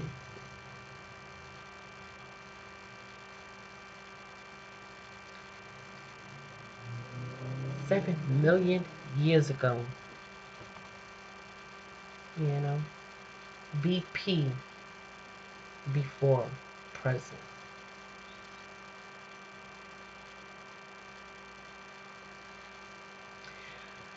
What percentage of Africa is white? Those Europeans, you can't get away from them. You know, just can't. And that, my friends, is white nationalism. They're everywhere. Nationalism for me is to look around and see these motherfuckers everywhere. Okay.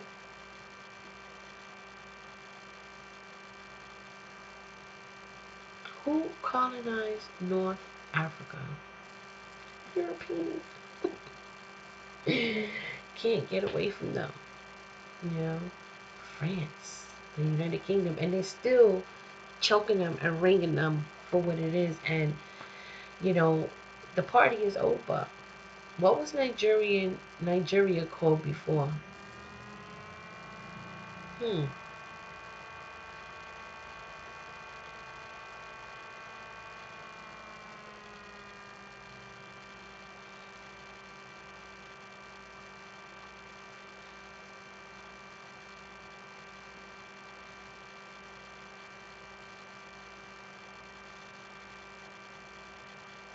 Dahomey.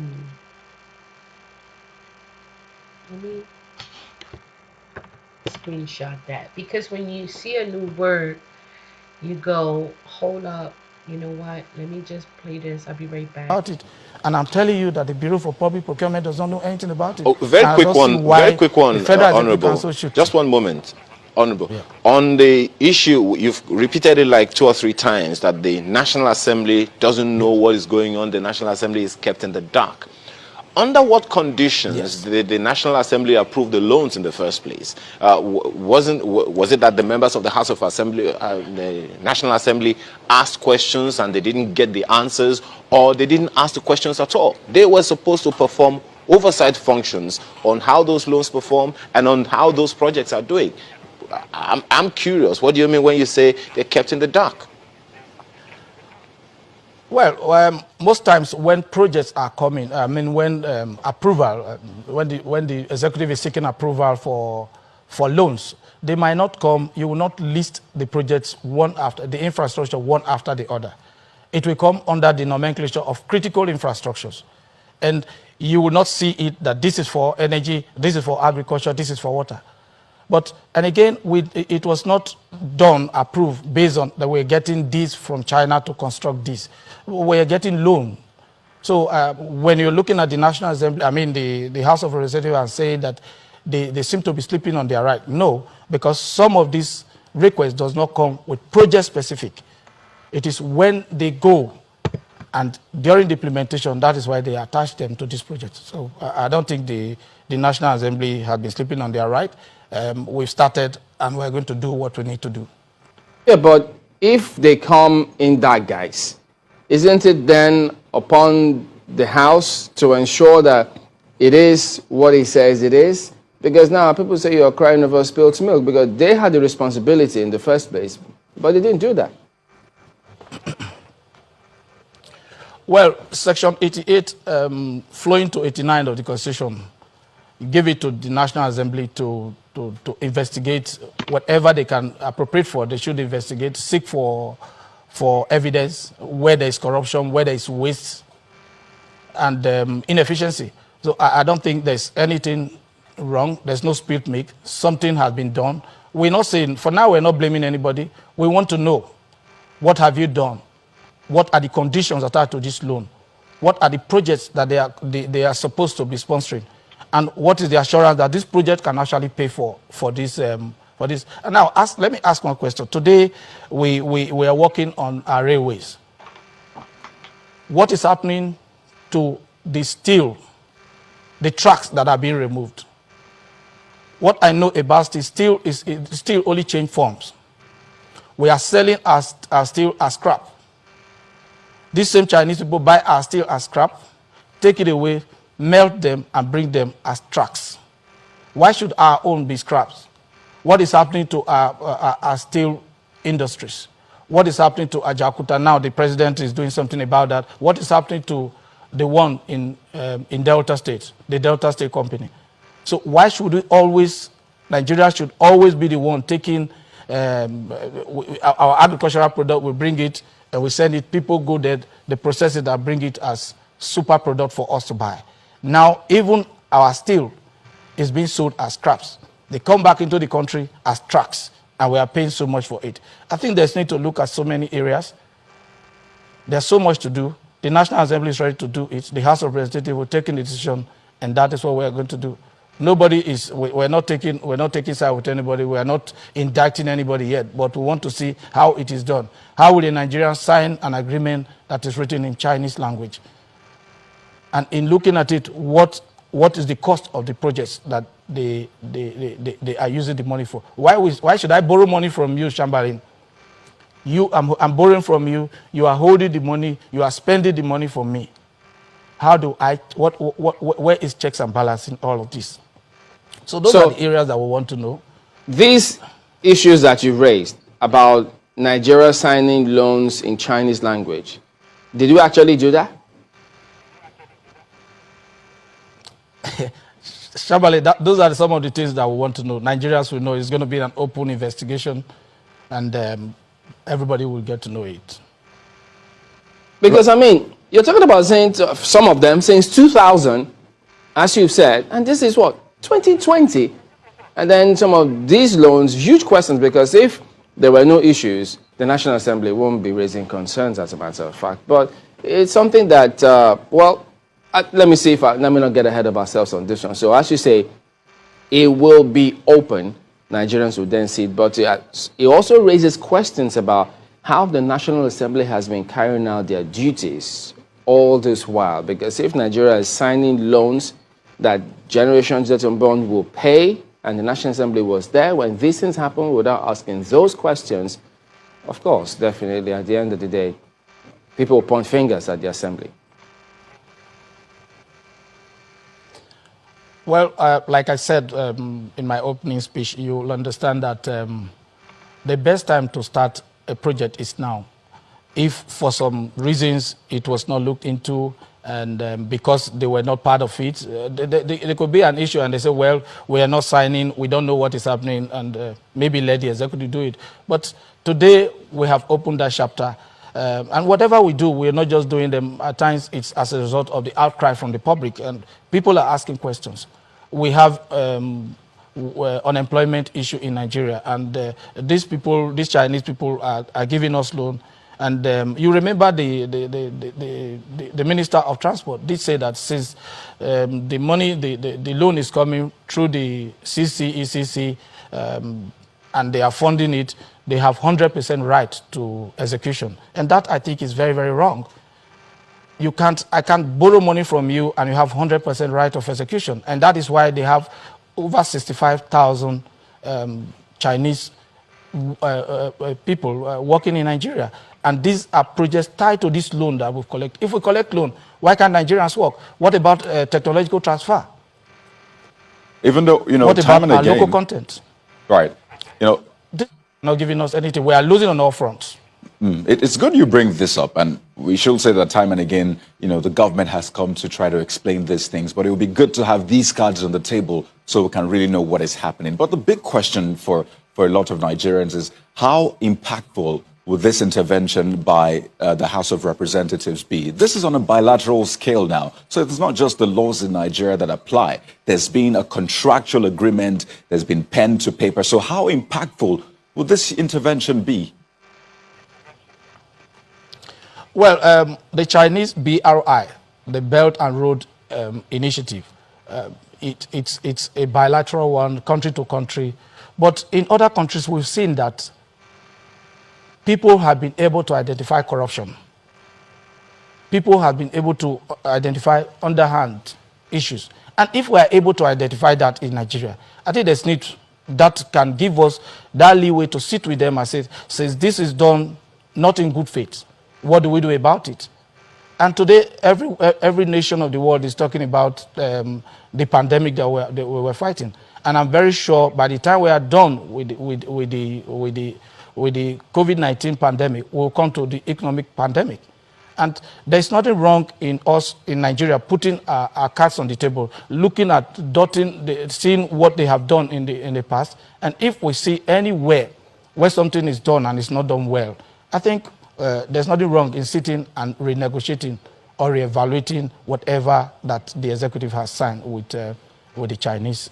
What are the options on the table? I hear things like postponement, suspension, or outright cancellation. Are those the options on the table? Yes, definitely. Because if you they say he who comes for equity must come with clean hands. If we had gone into an agreement with the Chinese firms, and we discovered that there's something wrong, there is corruption involved in it. There is why today the World Bank have actually blacklisted some of these companies that are working in Nigeria. And the reasons are known. Some are for corruption, some for greed gift, for neocolonization. And these are issues that we are going to look into too. These are areas that we are going to look. Is it true? We should be able to have independent, we have professionals in Nigeria. Let's not look at what we are doing with China. If actually the money that they are giving to us, because we will pay definitely one day, because they are interested. And China is one country in the world that is very, very hard when it comes to loan agreements, and they don't forgive loans. The highest that they are saying they can do is to suspend your interest payment. So I think there's nothing wrong if we look into it. Let's see areas where we can where we can see that there's an infraction, especially when there is underhand, when there is corruption, and they are done not in good faith. Then whatever agreement that you go into, not in good faith, definitely cannot stand. So are you saying that outright cancellation? That you didn't do it well. There's corruption. Then we can actually take it up from there. So are you saying outright cancellation is not an option? Because you said that we'll pay eventually. So outright cancellation is not an option. Yeah, it's definitely an option. What we are trying to identify is that this thing is not done in good faith. This thing was done with corruption at the back of their mind. This thing was done by inflating whatever the contract price should be. Then once we are able to identify that, then we have a right to say, well, this is not done in good faith and will not be part of this. So what is this talk about force majeure? Because now it seems you're saying that the major issue here are the terms and maybe the conditions that these loans were given out. But there's also another talk about force majeure, which was brought about by the COVID-19 pandemic. How does that play out in all of this? Yes, today the entire world is looking at the root of this virus. If it's coming from a Chinese lab, or it's coming from a Chinese fish market. If it's coming from a Chinese lab and it's discovered to be deliberate, if it's a chemical weapon to destroy the world, to kill people, and to actually fight the heavyweight control of the world economy, then people can actually say that you have cost us a lot, and there's need for one of the things that we can ask from them is for them to cancel whatever we are owing them, because it has actually affected our people and affected our economy. It's an option. You know, some of these loans, I mean, publications which indicate that the loan that Nigeria took in 2002, in March, that's the $114.89 million, I beg your pardon, for the construction of two 335 megawatts gas power plants, Omotosho and Papalanto, which was completed in 2007. Now, these loans usually are specific, tied to projects. So if you're saying that there are huge questions, are you also insisting that the BPE or several other government agencies are not aware of some of these things? Well, I think the role of the BPP, the Bureau for Public Procurement, is to advertise projects so that qualified companies can come pre-qualified before these projects are given to them. But where a project is not advertised, it means that the BPP have no function. It means that they were not carried along. I'm not sure the BPP can sit down and abdicate their responsibility, knowing fully well that Nigerians are watching and people are going to come out for them. But BPP, because it's an arm of the executive, they're not talking. But we are going to get to that to see that they don't, they probably forgot their roles and responsibility and jump the act passed by the National Assembly and assented to by the President, which is a law, a functional law in the country. But I'm telling you that so long as they are not advertised, the BPP does not know anything about it. Because, I mean, we do remember that. They are that able to prove otherwise, that we are aware. Okay. Because several ministers have appeared. Several ministers have appeared before different House committees in relation to some of these loans. I mean, in 2019, in October, the Minister of Transport did appear before the House, and there was where he spoke about how they are sending 150 Nigerians to China to learn how to maintain the trade. So all of those things happened. So one then wonders, so how come they didn't raise questions concerning all of this if you now feel that something is wrong? And then in addition to that, at the end of the day, if you come up with your recommendations, if the executive is not on the same page with you, how do you hope to achieve all of this that you're going to be asking? Well, Chamberlain, it is not, the Constitution did not make the Parliament an appendage of the executive. We are not expected to be on the same page. What we do at times is complementary and cooperation. But it doesn't, the Constitution did not make it. That is why there's room for separation of powers. It is our role to do our work. We are not expecting the executive to be on the same page with us. But the Constitution, like I said, Section 88 of the Constitution, gives us the right to acquire documents and information from them, whatever we want, whoever. So we're not expecting the executive to be on the same page with us on this. You have listed some of the conditions in this, in some of the terms and conditions in these loans, and it was something that Nigeria and China sat down and appended their signatures to. Do you blame China for Nigeria agreeing to some of these terms when we agreed over the past 20 years? Well, China, like I said, it's a highly it's a country that is trying to spread their influence around the developing countries. If you look at the countries that have signed into the BRI, the Belt Road Initiative of China that was launched in 2013 to build infrastructure across the world and increase their influence, 138 developing countries have actually signed into it. So I would not blame China, but I think I blame Nigeria if we discover that what we're looking at is actually the issue. I blame the country because Nigeria cannot compare ourselves to the likes of Kenya, Sri Lanka, Namibia. Those are countries, because Nigeria is hugely blessed. We have what it takes to be the real head of the African economy. So I think we should blame ourselves because we've wasted a lot of time and a lot of resources and not doing the right thing. But like I said, we're here today. Tomorrow we won't be here. The posterity, the best judge in existence will judge all of us when we leave. And our children are going to ask us, during your time, what did you do? That is why we have to start from where we are now. Let's see how we can correct whatever errors that have been made in the past.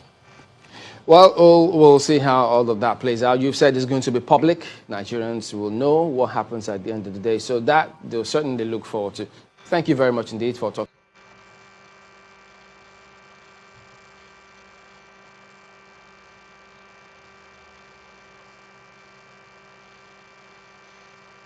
That's deep. That was so deep. Like, for real. You know? And then, you just watch it play out. What if Tasty Cake just fell from the sky? And everything that's just playing out before people's eyes, they just don't see nothing else. Like, it's just so amazing.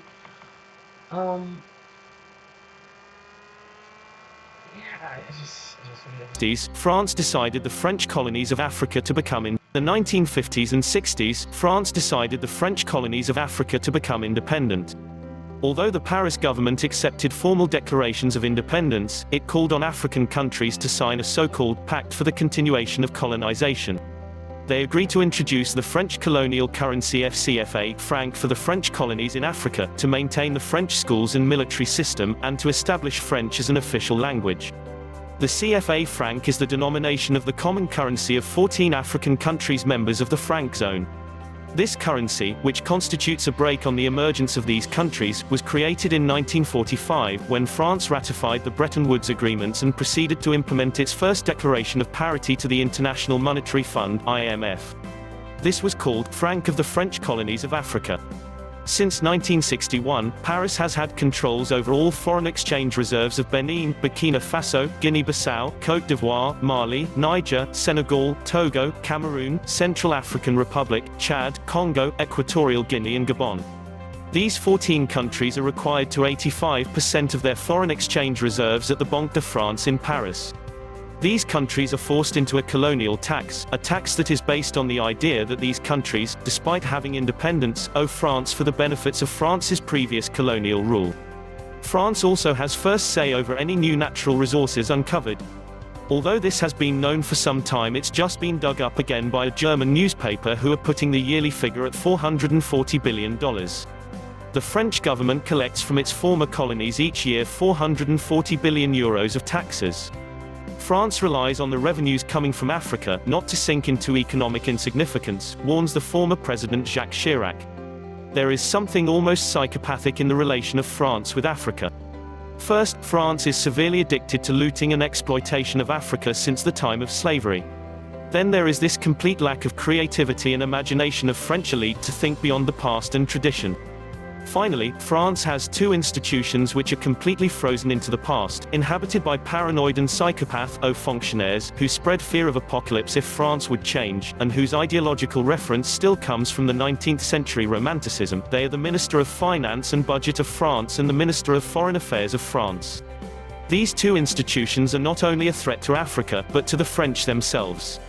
But, what happens if a country just flat out refuses to pay this tax? Well, when Jean Bedel Bokassa, the first president of the Central African Republic, was assassinated, it was reportedly on French orders, by ex-Foreign Legionnaire David Dacko. This was just one of 67 coups that has occurred in 26 African countries, of which 16 are ex-French colonies. Many of these coups d'etats can be tracked back to French Secret Services actions. And on the economic side, when a country tries to rebel, then France controls so much of the assets they are literally held prisoner. Both the United States and France teach their school children that their countries ignited the light of liberty in the world. But of course, both stories are false. I think we all agree that the French colonial practices in Africa need to end. This was the Atlantis Report. Please like. My beloved sisters and brothers, and that is how they get shit done.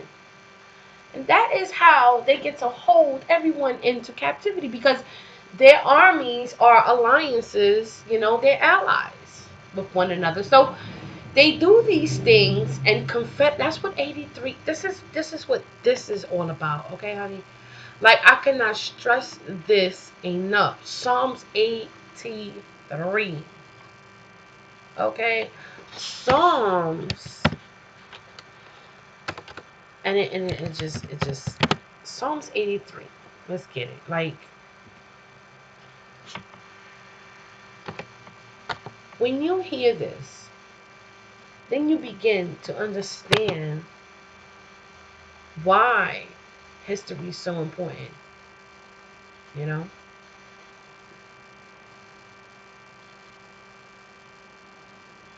Psalm 83. Keep not thou silence, O God. Hold not thy peace, and be not still, O God. For lo, thine enemies make a tumult, and they that hate thee have lifted up the head. They have taken crafty counsel against thy people, and consulted against thy hidden ones. They have said, Come, and let us cut them off from being a nation, that the name of Israel may be no more in remembrance. For they have consulted together with one consent. They are confederate against thee. The tabernacles of Edom, and the Ishmaelites of Moab, and the Hagarenes, Gebal, and Ammon, and Amalek, the Philistines with the inhabitants of Tyre. Assur also is joined with them. They have helped the children of Lot, Selah. Do unto them as unto the Midianites, as to Sisera, as to Jabin at the brook of Kison, which perished at Endor. They became as dung for the earth. Make their nobles like Oreb, and like Zeb, yea, all their princes as Zebah, and as Zalmunna, who said, Let us take to ourselves the houses of God in possession. O my God, make them like a wheel, as the stubble before the wind, as the fire burneth a wood, and as the flame setteth the mountains on fire. So persecute them with thy tempest, and make them afraid with thy storm. Fill their faces with shame, that they may seek thy name, O Lord. Let them be confounded and troubled forever, yea, let them be put to shame and perish, that men may know that thou, whose name alone is Jehovah, art the Most High over all the earth.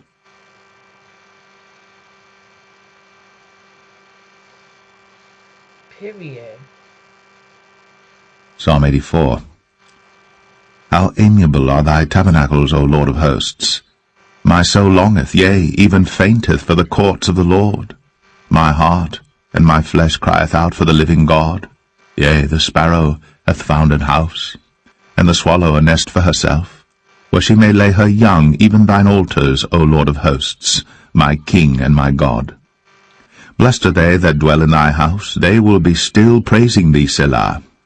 Blessed is the man whose strength is in thee, in whose heart are the ways of them, who passing through the valley of Baca make it a well. The rain also filleth the pools. They go from strength to strength, every one of them in Zion appeareth before God. O Lord God of hosts, hear my prayer. Give ear, O God of Jacob, Selah. Behold, O God our shield, and look upon the face of thine anointed. For a day in thy courts is better than 1,000. I had rather be a doorkeeper in the house of my God, than to dwell in the tents of wickedness. For the Lord God is a sun and shield. The Lord will give grace and glory. No good thing will he withhold from them that walk uprightly.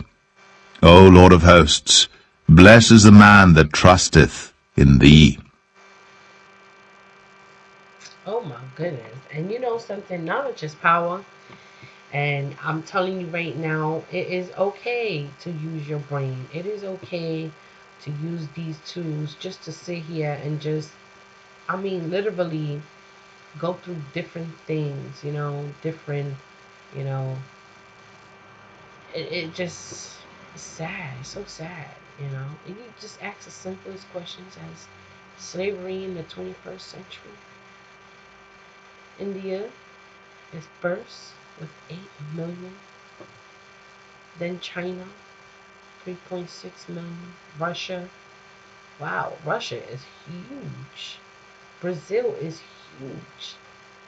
This is modern day slavery. It is huge. Italy, United Kingdom, Japan, Canada, Australia, you know. Nations, slavery is still present in several forms today.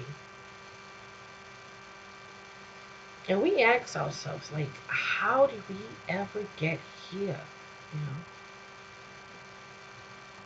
Not to mention that, of course, when you ask these things, look at this. Wow. You know, in the 17th century, slaves would fetch between $5 and $10. But by the mid-19th century, an able-bodied slave fetched an average price between $1,200. This sounds like the stimulus check to me. Like, you can't get away from that, you know. $1,500, you know. how slavery became the economic engine of the South history. What were slaves traded for? Africans were transported to America to be sold throughout the continent. The third step connected Africa to Europe. The slave traders brought back mostly, look at that, check that out.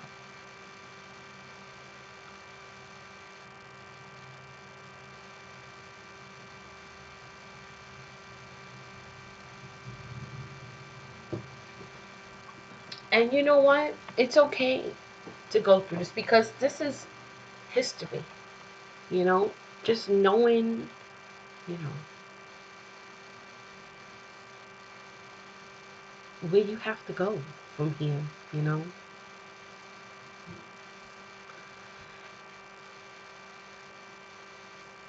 That's a good question.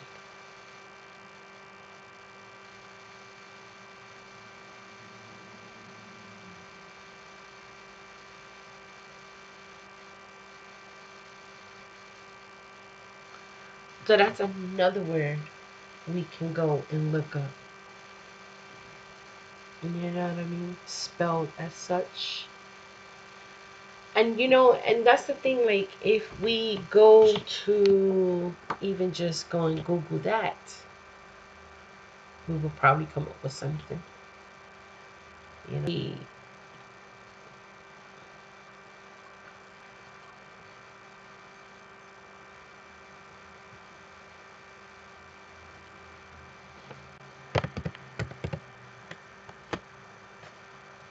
Meaning, what does that mean? Dear.